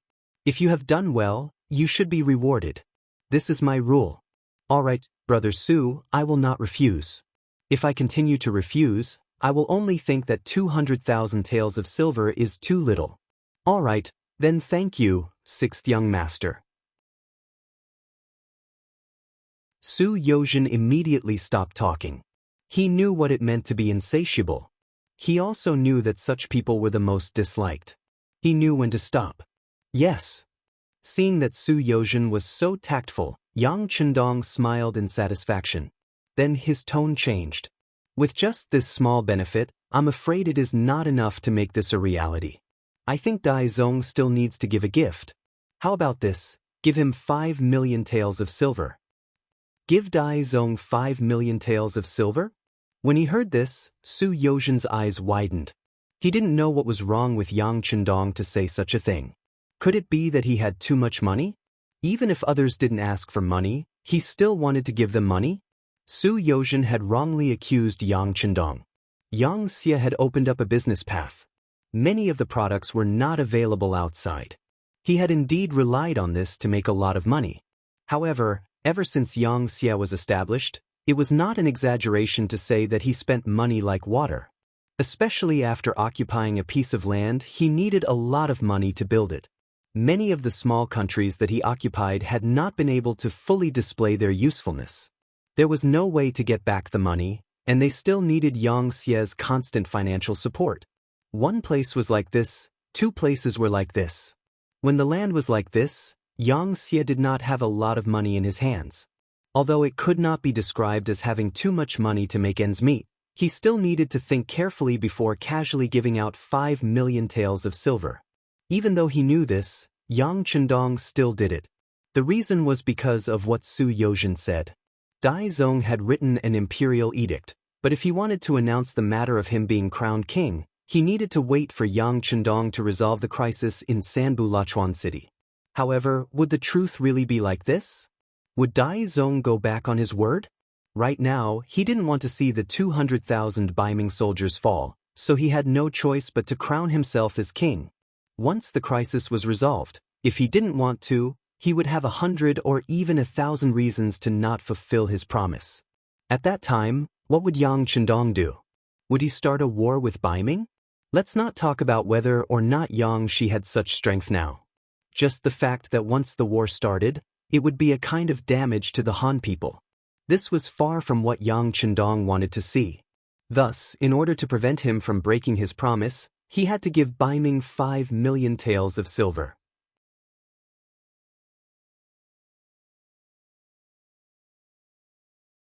Chapter 972.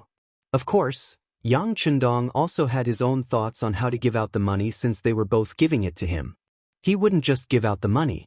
His true intention was to take advantage of the situation to Baiming the imperial court. Brother Su, has Baiming always been short of money? Yang Chendong had just said that he would give her 5 million taels of silver. Su Yozhen was also taken aback by his sudden change in tone. However, she quickly nodded her head and replied, "That's right. Ever since the Northern Ming Empire started recruiting soldiers, there has never been an abundance of silver. Because of this, the agricultural tax has been pushed forward to 3 years later, causing the commoners to complain. This method of drinking the blood of the commoners is wrong. It might succeed for a while, but it will only bring more trouble.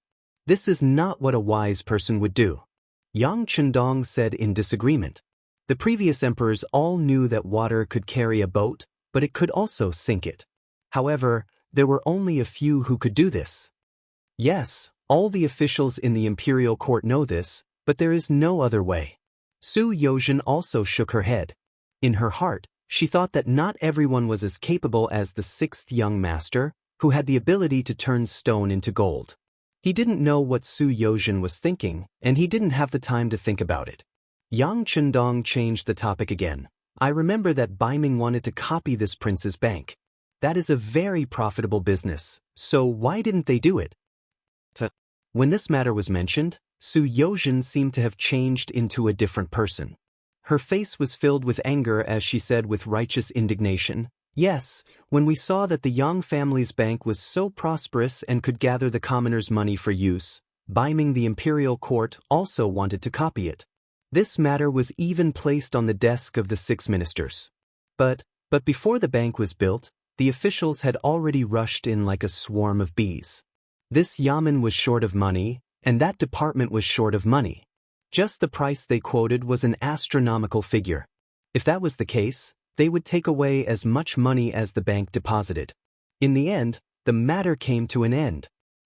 Oh right, at that time, Baiming also wanted to take over the Yang family's bank. They didn't succeed either. Haha, hearing that Baiming wanted to take over Yang Chendong's bank, Yang Chendong couldn't help but laugh.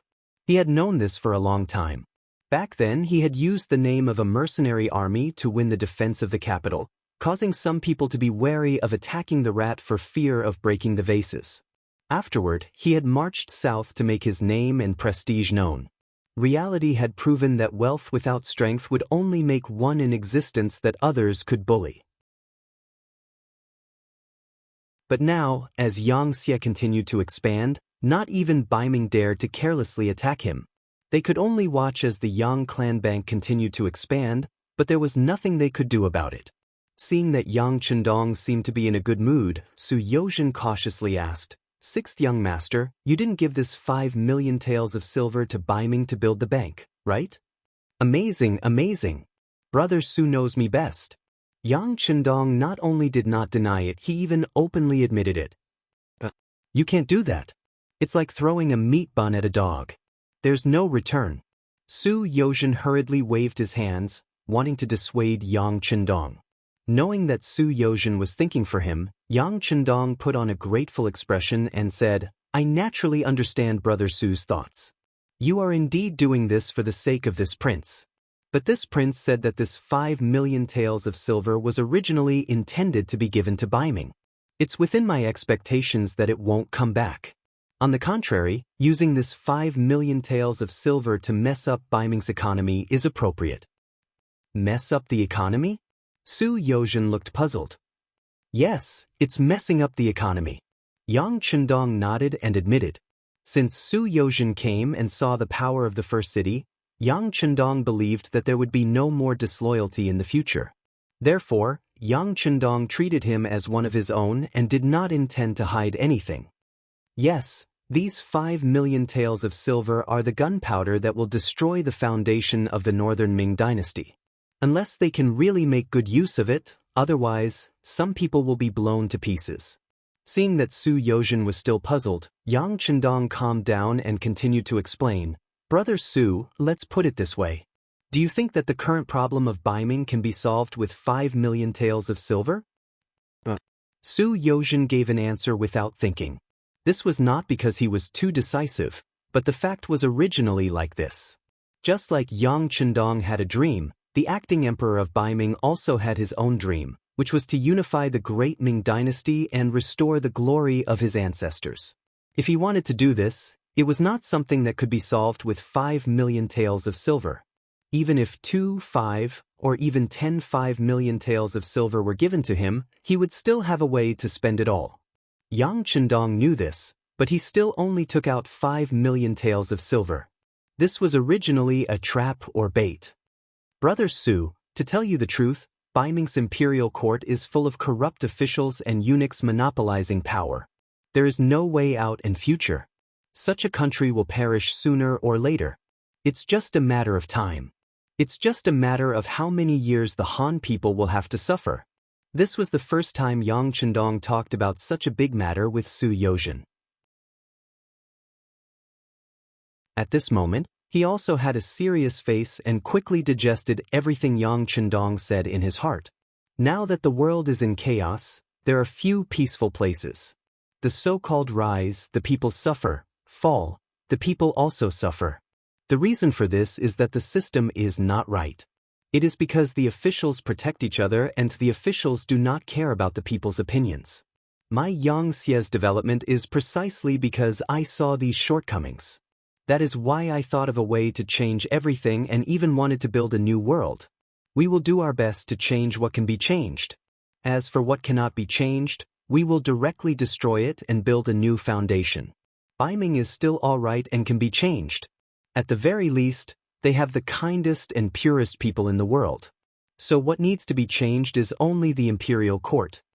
As he spoke, he paid attention to the changes in Su Yozhen's face. He found that although this person was shocked, he was not angry. Yang Chendong knew that this person should have seen through his ambition. He smiled and said, "However, in order to achieve the goal of change, we need to Baiming's imperial court to make more mistakes, to the point that the people no longer support them. That is the time for me to make a move. In order to achieve this goal, this king has decided to support Baiming's establishment of a bank and invest 5 million taels of silver as the foundation. It is still the same as before. If they use it well, this will be a wealth for development. If they don't use it well, this hole will only grow bigger and bigger. In the end, even if they throw their own bodies into it, they will not be able to fill it. This is the gunpowder that will destroy Baiming's foundation?" Su Yozhen finally understood and said with a face of shock. "Whether it is gunpowder or not, it will depend on what the current emperor does. I have already given out the 5 million taels of silver. Whether it is a blessing or a curse, it is all up to him. Of course, on the surface, the 5 million taels of silver is not a gift, but a loan. Moreover, this money must be placed in the most conspicuous place in Baiming's bank so that everyone can see it." "Why is that?" Su Yozhen asked with a face of confusion. "It is very simple. With the 5 million taels of silver, everyone will feel at ease and will deposit their money into Baiming's bank. This is called the butterfly effect." Yang Chendong chuckled. Then he thought of the hole he had dug for the Southern Ming Empire. That was to sell grain to them at a normal price. Over time, the Southern Ming Empire's grain fields would be abandoned because they no longer had any value. At that time, if the Xianxia suddenly stopped exporting grain to the Southern Ming Empire, what would the result be? It would probably be a heavy blow to the Southern Ming Empire. Northern silver and Southern grain. This was the main dish that Yang Chendong had prepared for the Southern Baiming. One could only imagine how terrifying the consequences would be if they were to be activated one day. Yang Chendong naturally would not tell Su Yozhen what to do about the Southern Ming Empire. However, he did not hold back and told her everything about Baiming. Su Yozhen's neck was covered in cold sweat as she listened. In the end, she kept nodding her head. At noon, Su Yozhen stayed at the Yang residence for lunch. The 6th Madam, Luan Xiaoyu, also came out to accompany her, expressing how much Yang Chendong valued her. In the afternoon, the people accompanying Su Xianxia were replaced by the guards. They accompanied Su Xianxia to stroll around the first city to let him relax. According to Yang Chendong, he would immediately prepare for the transportation of grain, but it would take 2 to 3 days. After all, it was the food for 200,000 people. In the afternoon, the logistics division commander, Yang Si, rushed over and listened to the young master's arrangements. The new army commander, Tiger's Mane, and Beta Persei were responsible for accompanying him.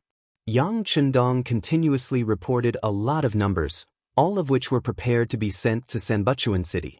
As the largest city in the grassland, the first city naturally prepared a lot of necessities like grain.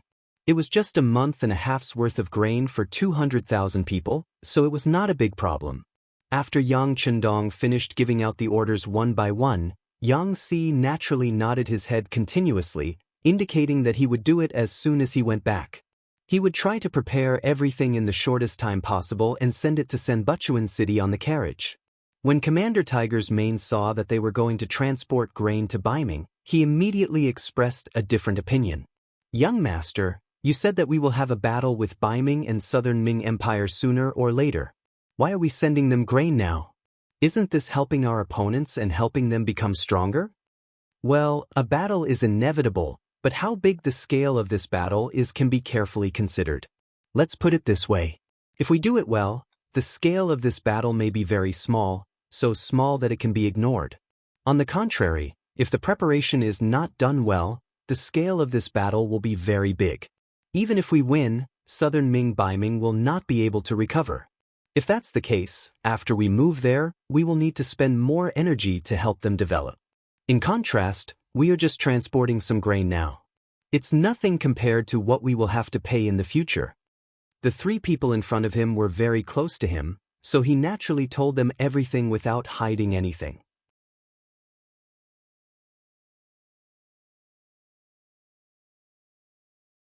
Chapter 973. Beta Persei and Yang Si just nodded without saying a word. In their eyes, any decision made by the young master was the right one. All they had to do was to obey. Tiger's Mane didn't nod immediately. Instead, after thinking for a while, he suddenly looked up and said with a surprised expression, "Young master, are you planning to peacefully recover the north and south of the Great Ming Dynasty? It's impossible to achieve complete peace. We still have to fight a war, and the best way is to talk while fighting. Of course, it's too early to say this. The Great Ming Dynasty's foundation is still there, and it's far from being solved in a short period of time. A starving camel is still bigger than a horse, and we still have too much work to do." Yang Chendong looked up at the sky and said with a sigh, "Hee, young master, you don't have to be so melancholic. As long as you want to do something, there's nothing you can't do. Besides, our 5-star army has given the Han people so good and generous. One day, they will all be loyal to us. At that time, maybe the Great Ming Dynasty will really be defeated without a fight." Beta Persei saw that the young master's mood seemed a little heavy, so he quickly interjected. This finally attracted Yang Chendong's smile. "Not bad, Beta Persei is getting better at talking. Hee, it's all thanks to young master's good teaching, good teaching." Beta Persei scratched his head and showed a silly expression. "Okay, don't flatter me here, go and prepare." Yang Chendong smiled and waved his hand. Tiger's Mane, Beta Persei, and Yang Si all turned around and left. When Tiger's Man left, he was both excited and worried. When he returned to the barracks, he went straight to the deputy commander's office. As soon as he entered the room, he told him about the young master's plan to send provisions to Baiming's army in Senbuchuan. Is the 6th young master going to make a move? When Sherbei heard this, his eyes revealed a slightly shocked expression. "Wait a minute, it's just a delivery of provisions. They didn't say that they were going to start a war." Tiger's Mane's expression turned serious when he heard this. Shibi shook his head and said, "We're already planning to send food to Senbuchuan. Why would the War of Wara agree? When the time comes, one of them will send food while the other won't. Do you think we should fight?" But young master didn't say anything. Tiger's Mane shook his head and said uncertainly. The 6th young master didn't say anything.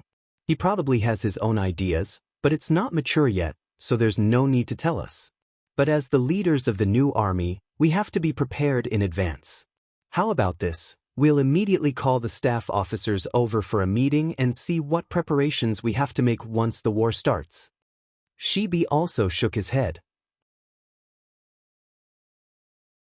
Facts had proven that Yang Chendong's thoughts were not something they could guess, but it was always right to do some work in advance. Yang Chendong really didn't make a final decision to fight.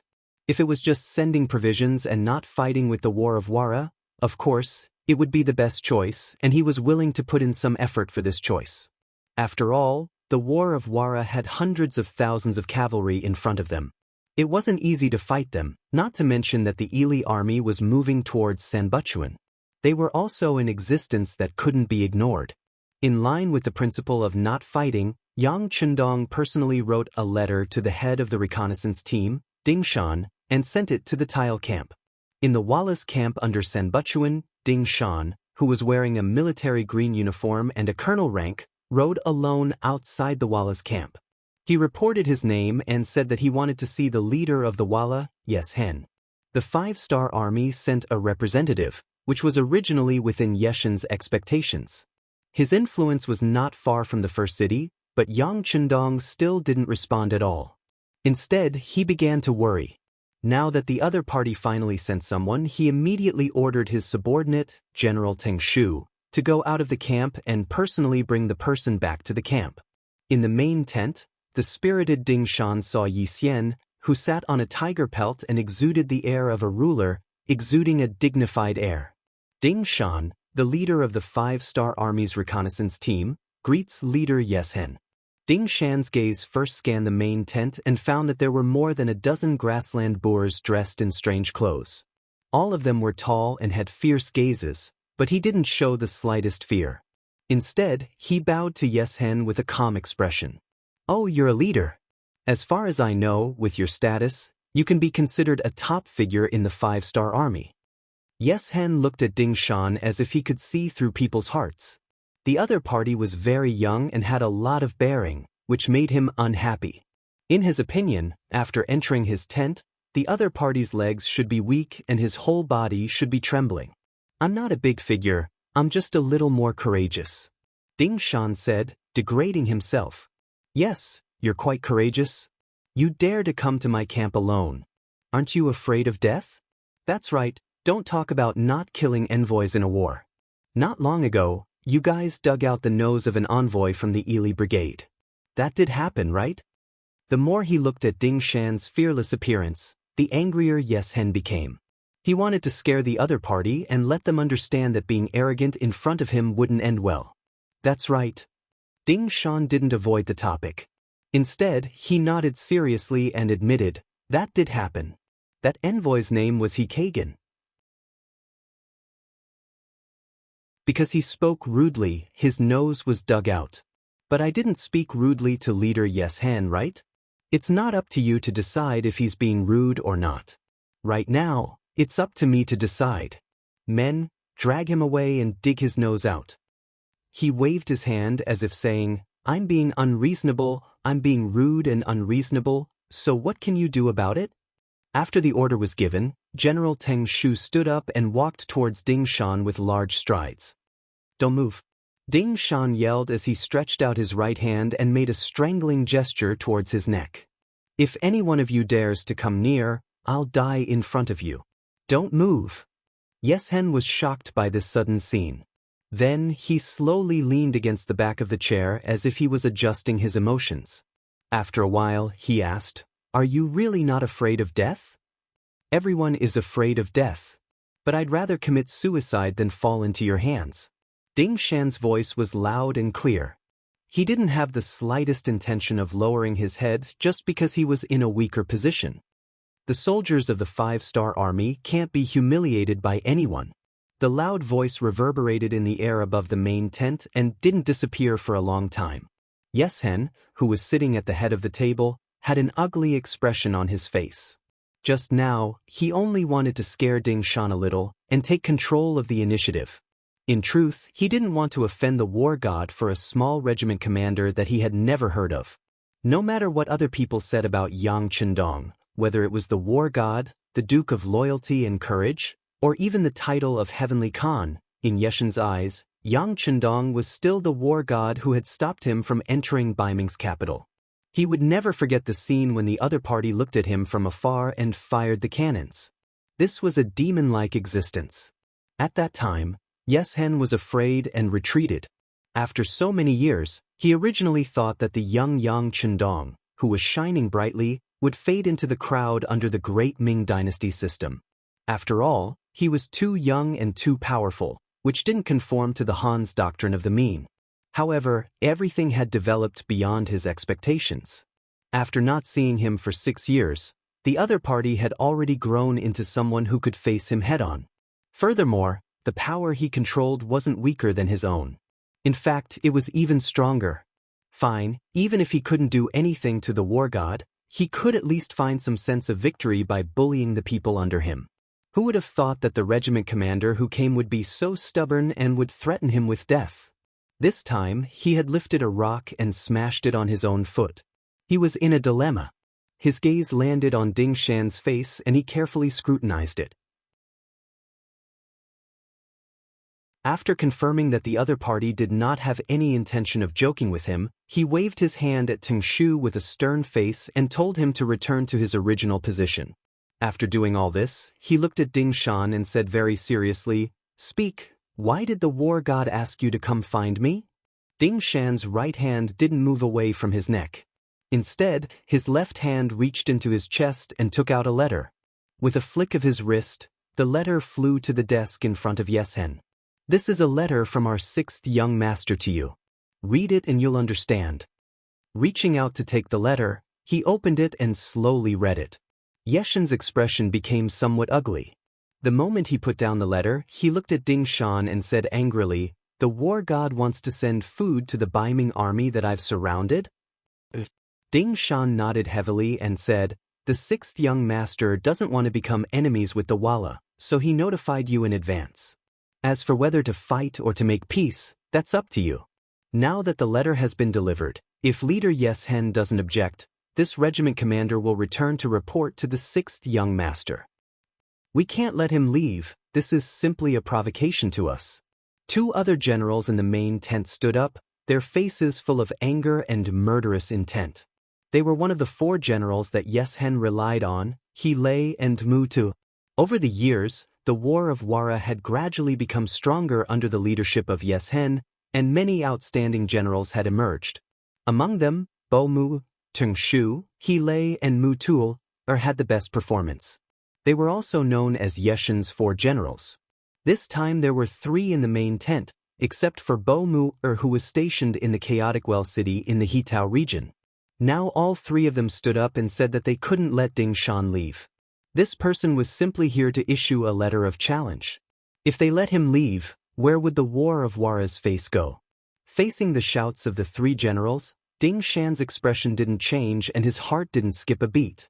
When he received the mission this time, he was determined to die. Would a person who was even prepared to die be afraid of being threatened in front of him?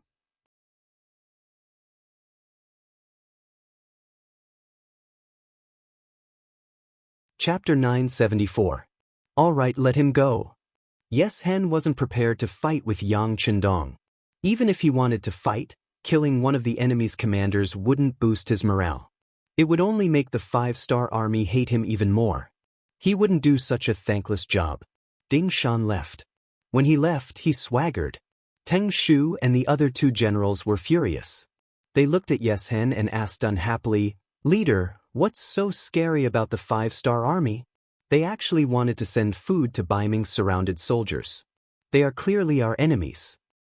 What do you know? The 5-star army has cannons. They have powerful cannons. Unless we can kill them in one shot, any blind move is just asking for trouble. Yeshen recalled the scene from that night. A trace of fear appeared in his heart. So what if they have cannons?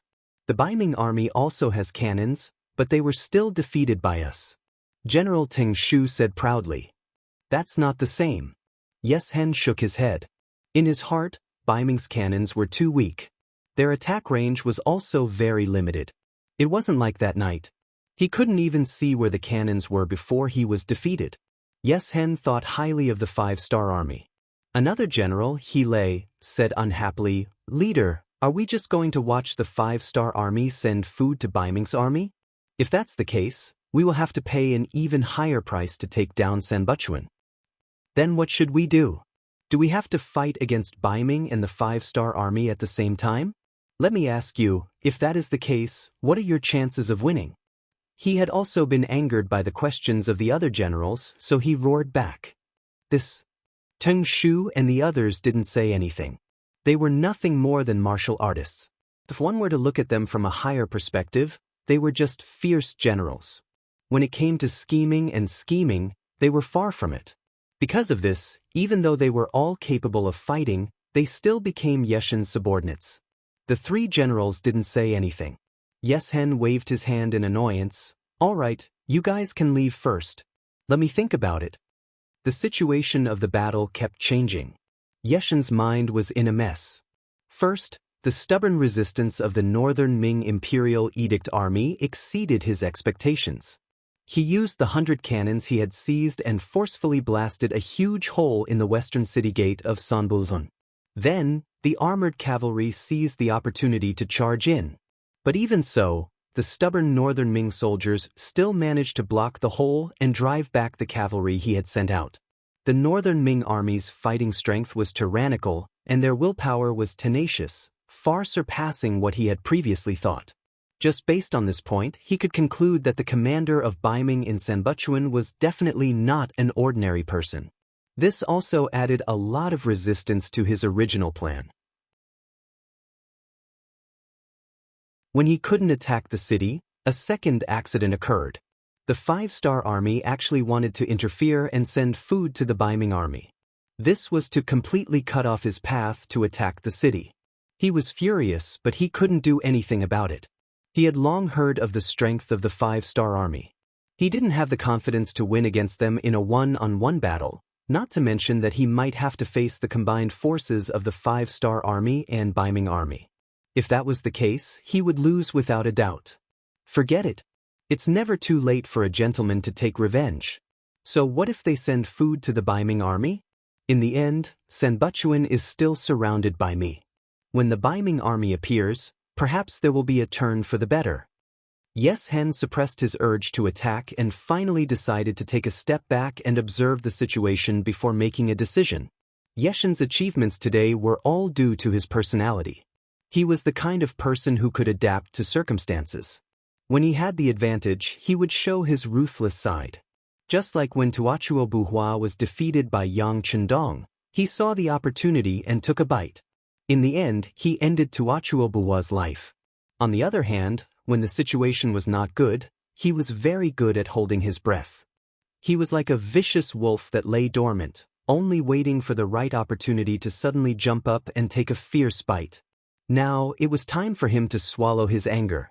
After Ding Shan returned from delivering the letter, he went to see Yang Chendong in the beginning city and told him everything that happened when he entered the main tent of the Wara army. Yang Chendong listened attentively from the side. After Ding Shan finished speaking, he was not stingy with his praise. Then he ordered that the food could be sent. There was no news from Yeshen, so Yang Chendong decided to send the food. The commander of the new army, Tiger's Mane, was puzzled.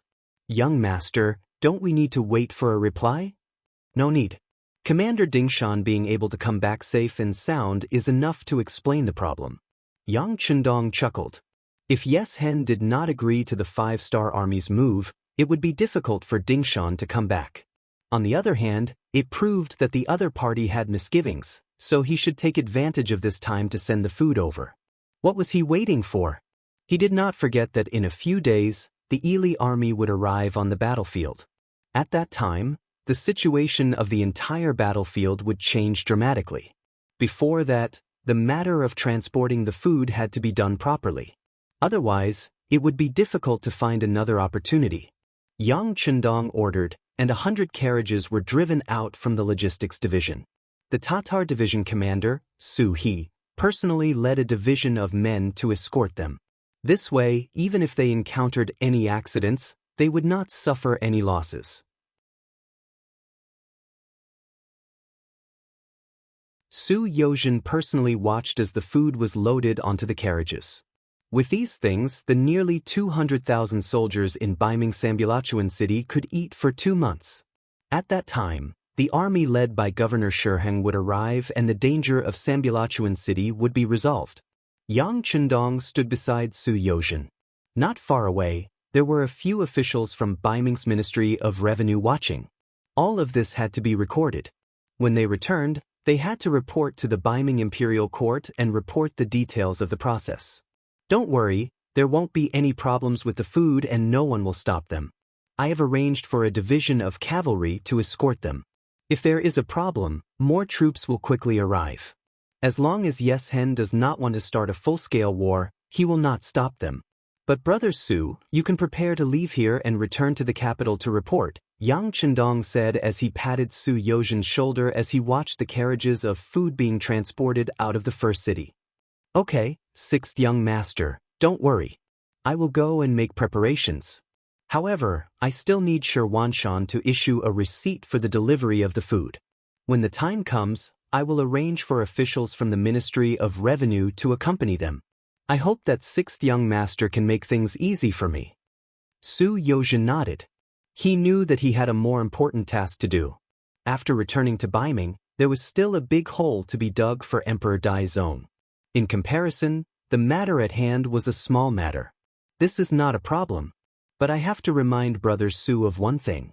After returning to the capital, when Emperor Dai Zong personally issues an imperial edict regarding my Bugnam of Gojoseon, when can the 5 million taels of silver be withdrawn from the Baiming capital's Yang family bank? Yang Chendong nodded and smiled. Sixth young master, don't worry. I know what to do. Su Yozhen was very clear about his identity, especially after seeing the prosperity and power of the first city. This time, he was completely on Yang Xie's ship. The food supplies left the first city, passed through Saihan Mountain, and reached Senbuchuan City very smoothly. Although they would occasionally discover Wallace scouts in the distance, everything was as Yang Chendong had said. Yes Hen did not make up his mind to act. In the end, all the food supplies were delivered to Senbuchuan City. The Xian Mansion's chief soldier, Shi Wanshan, personally came out of the city to welcome them. After the inspection, he issued a receipt to the officials from the Ministry of Revenue. Su Yozhen left. He came with a mission and left with an even more important task. At the same time, Li led the Li Kingdom's army to the Shajing region. They arrived at Senbuchuan City and met up with Yeshen's army of 150,000. Apu's arrival made Yes Hen very happy. At the very least, he now had the advantage in terms of military strength. Thus, while he assigned the Li Kingdom's army a place to stay, he invited Apu to his tent to discuss the matter of attacking Senbuchuan City together. Lord Prime Minister, you're finally here. What do you think? Let's do something big together. Right now, Senbuchuan City is surrounded by my cavalry. It's so tight that not even a drop of water can get through. Yes Hen still wanted to say something. A single sentence from Arab was enough to turn him into a mute. So tight that not even a drop of water can trickle through? If that's the case, what's up with the 1,000 carriages of food that the 5-star army sent into the city? Yes Hen was at a loss for words. He did not know how to answer. Apu did not wait for Yes Hen to think. He said, Lord Prime Minister just said that if we work together, we can do something big. I think that's a good idea. Since that's the case, let's discuss how to deal with the 5-star army. Deal with the 5-star army. Yes Hen nodded. Then, he looked at Apu with a confused expression. Lord Prime Minister, you didn't hear wrong. We're going to deal with the 5-star army, Apu said confidently. Then, he strode to the map and pointed at it. Lord Prime Minister just said that Senbuchuan City is now heavily surrounded. They have just been defeated and only have the strength to defend the city. They don't have the intention to fight outside the city. Since they're all cities, why don't we attack Shi City? That place is the #1 city in the Central Plains. There are countless resources and hundreds of thousands of slaves. If we can capture that place, I think we will get many times more than what we would get from taking down Sanbulachuan. Attack Shi City, but the 5-star army is in charge of defending it. There were also some people who hadn't understood the situation yet. So what if they're defending it? I've already sent people to investigate. The 5-star army only has less than 40,000 people. Compared to Wara's 150,000 cavalry and our Ili's 170,000 infantry, 40,000 against 320,000. I'm sure everyone knows who's going to win, Apu said confidently.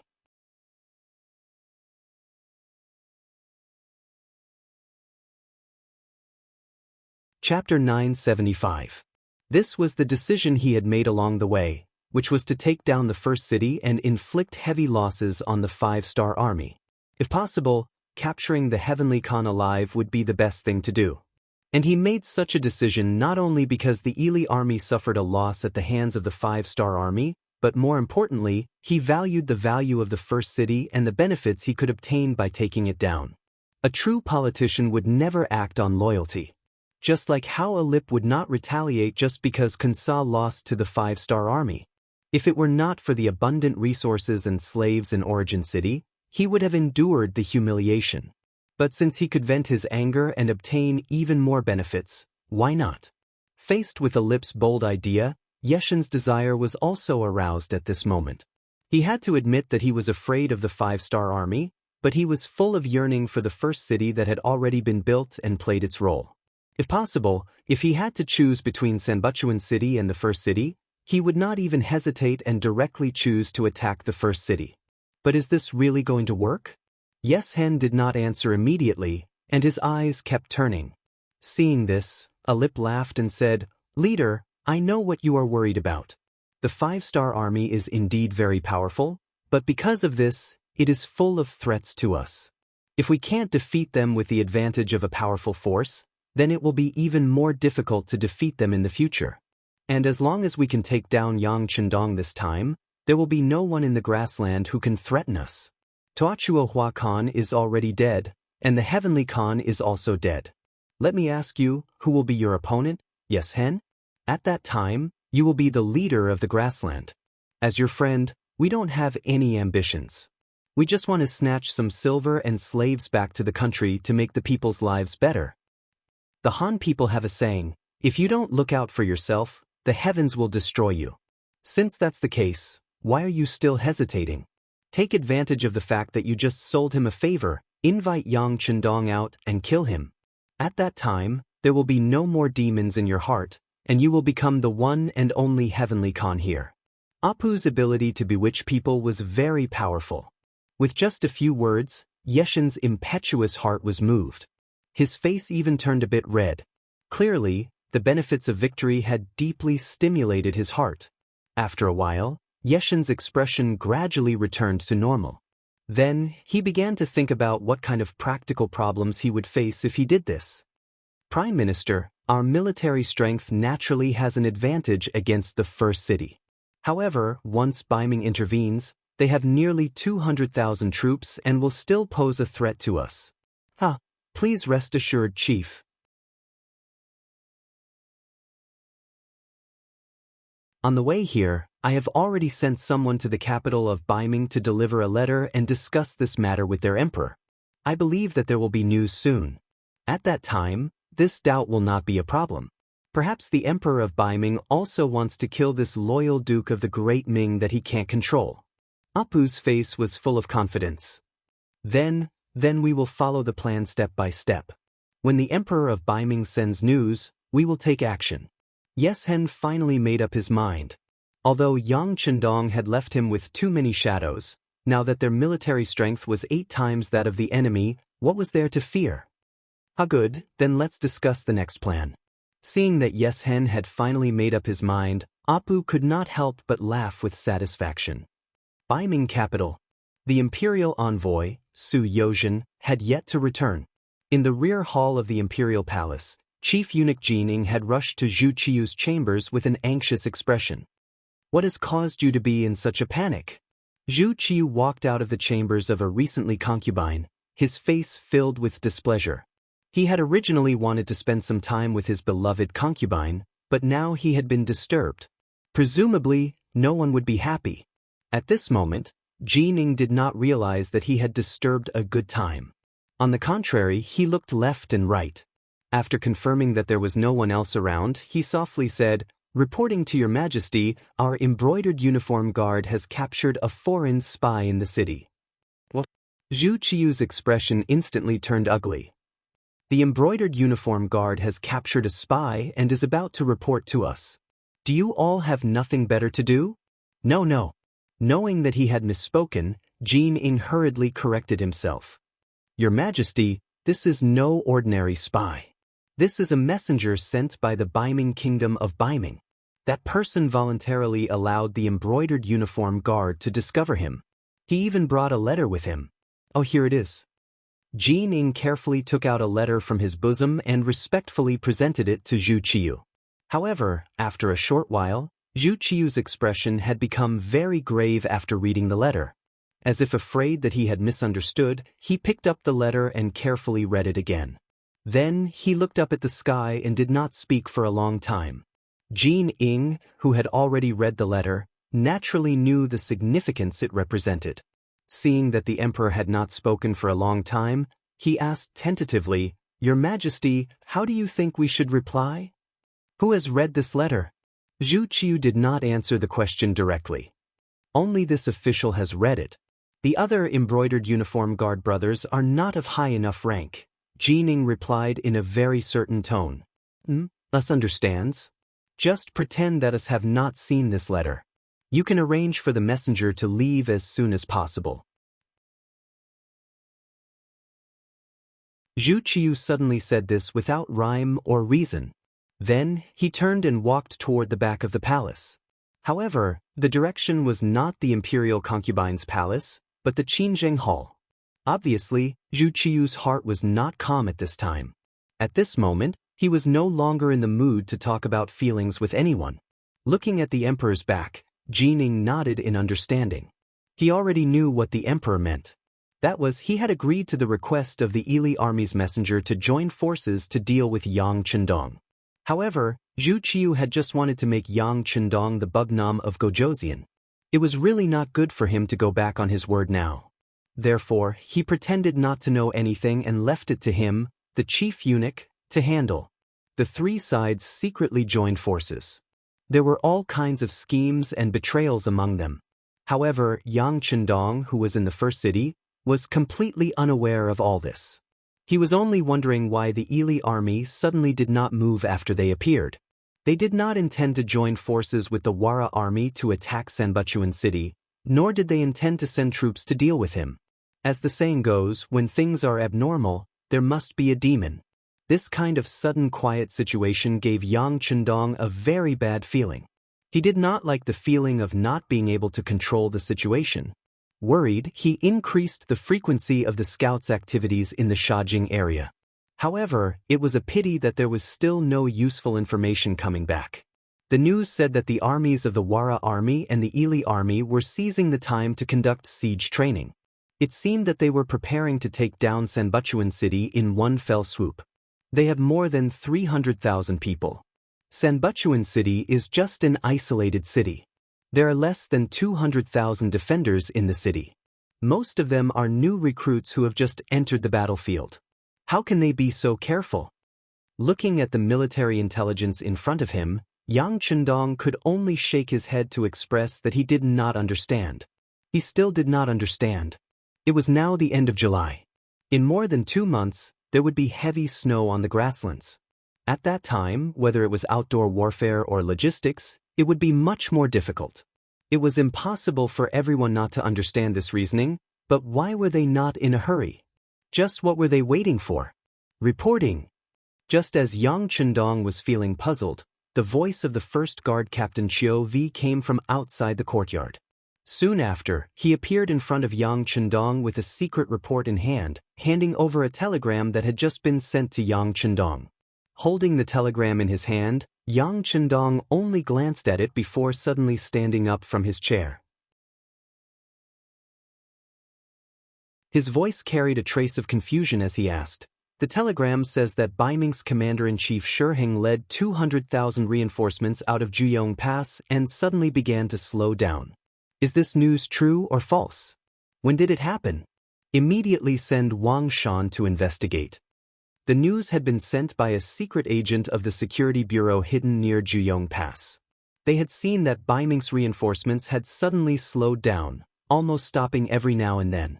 Considering that Baiming was waiting for reinforcements on the front lines, this situation was very abnormal, so they had sent a telegram to inform the higher-ups. Originally, not long after the war began, Tulu City had been sealed off. Under the policy of not allowing anyone to leave or enter, no one had thought that the news would leak out, and no one had figured out what a telegram was. But no matter what, Yang Chendong still saw the telegram and understood the movements of Baiming's reinforcements. When he thought about how so much time had passed and how the allied forces of Wala and Ili had not attacked Sanbuchuan, instead, the scouts had sent news that they were constantly practicing the combination of cavalry and infantry when attacking the city. For a moment, Yang Chendong could not help but wonder if their target this time was not Sanbuchuan, but himself. This bold thought was just a fleeting thought, but it was accurately caught by Yang Chendong. What followed was a burst of shock and anger. Could it be that this bold thought was true? If this was the case, it was not impossible. After all, no matter how he looked at it, the benefits of taking down Shur City were far better than taking down Sanbuchuan. If all of this was true, then it proved that Wala, Ili, and Baiming had joined forces?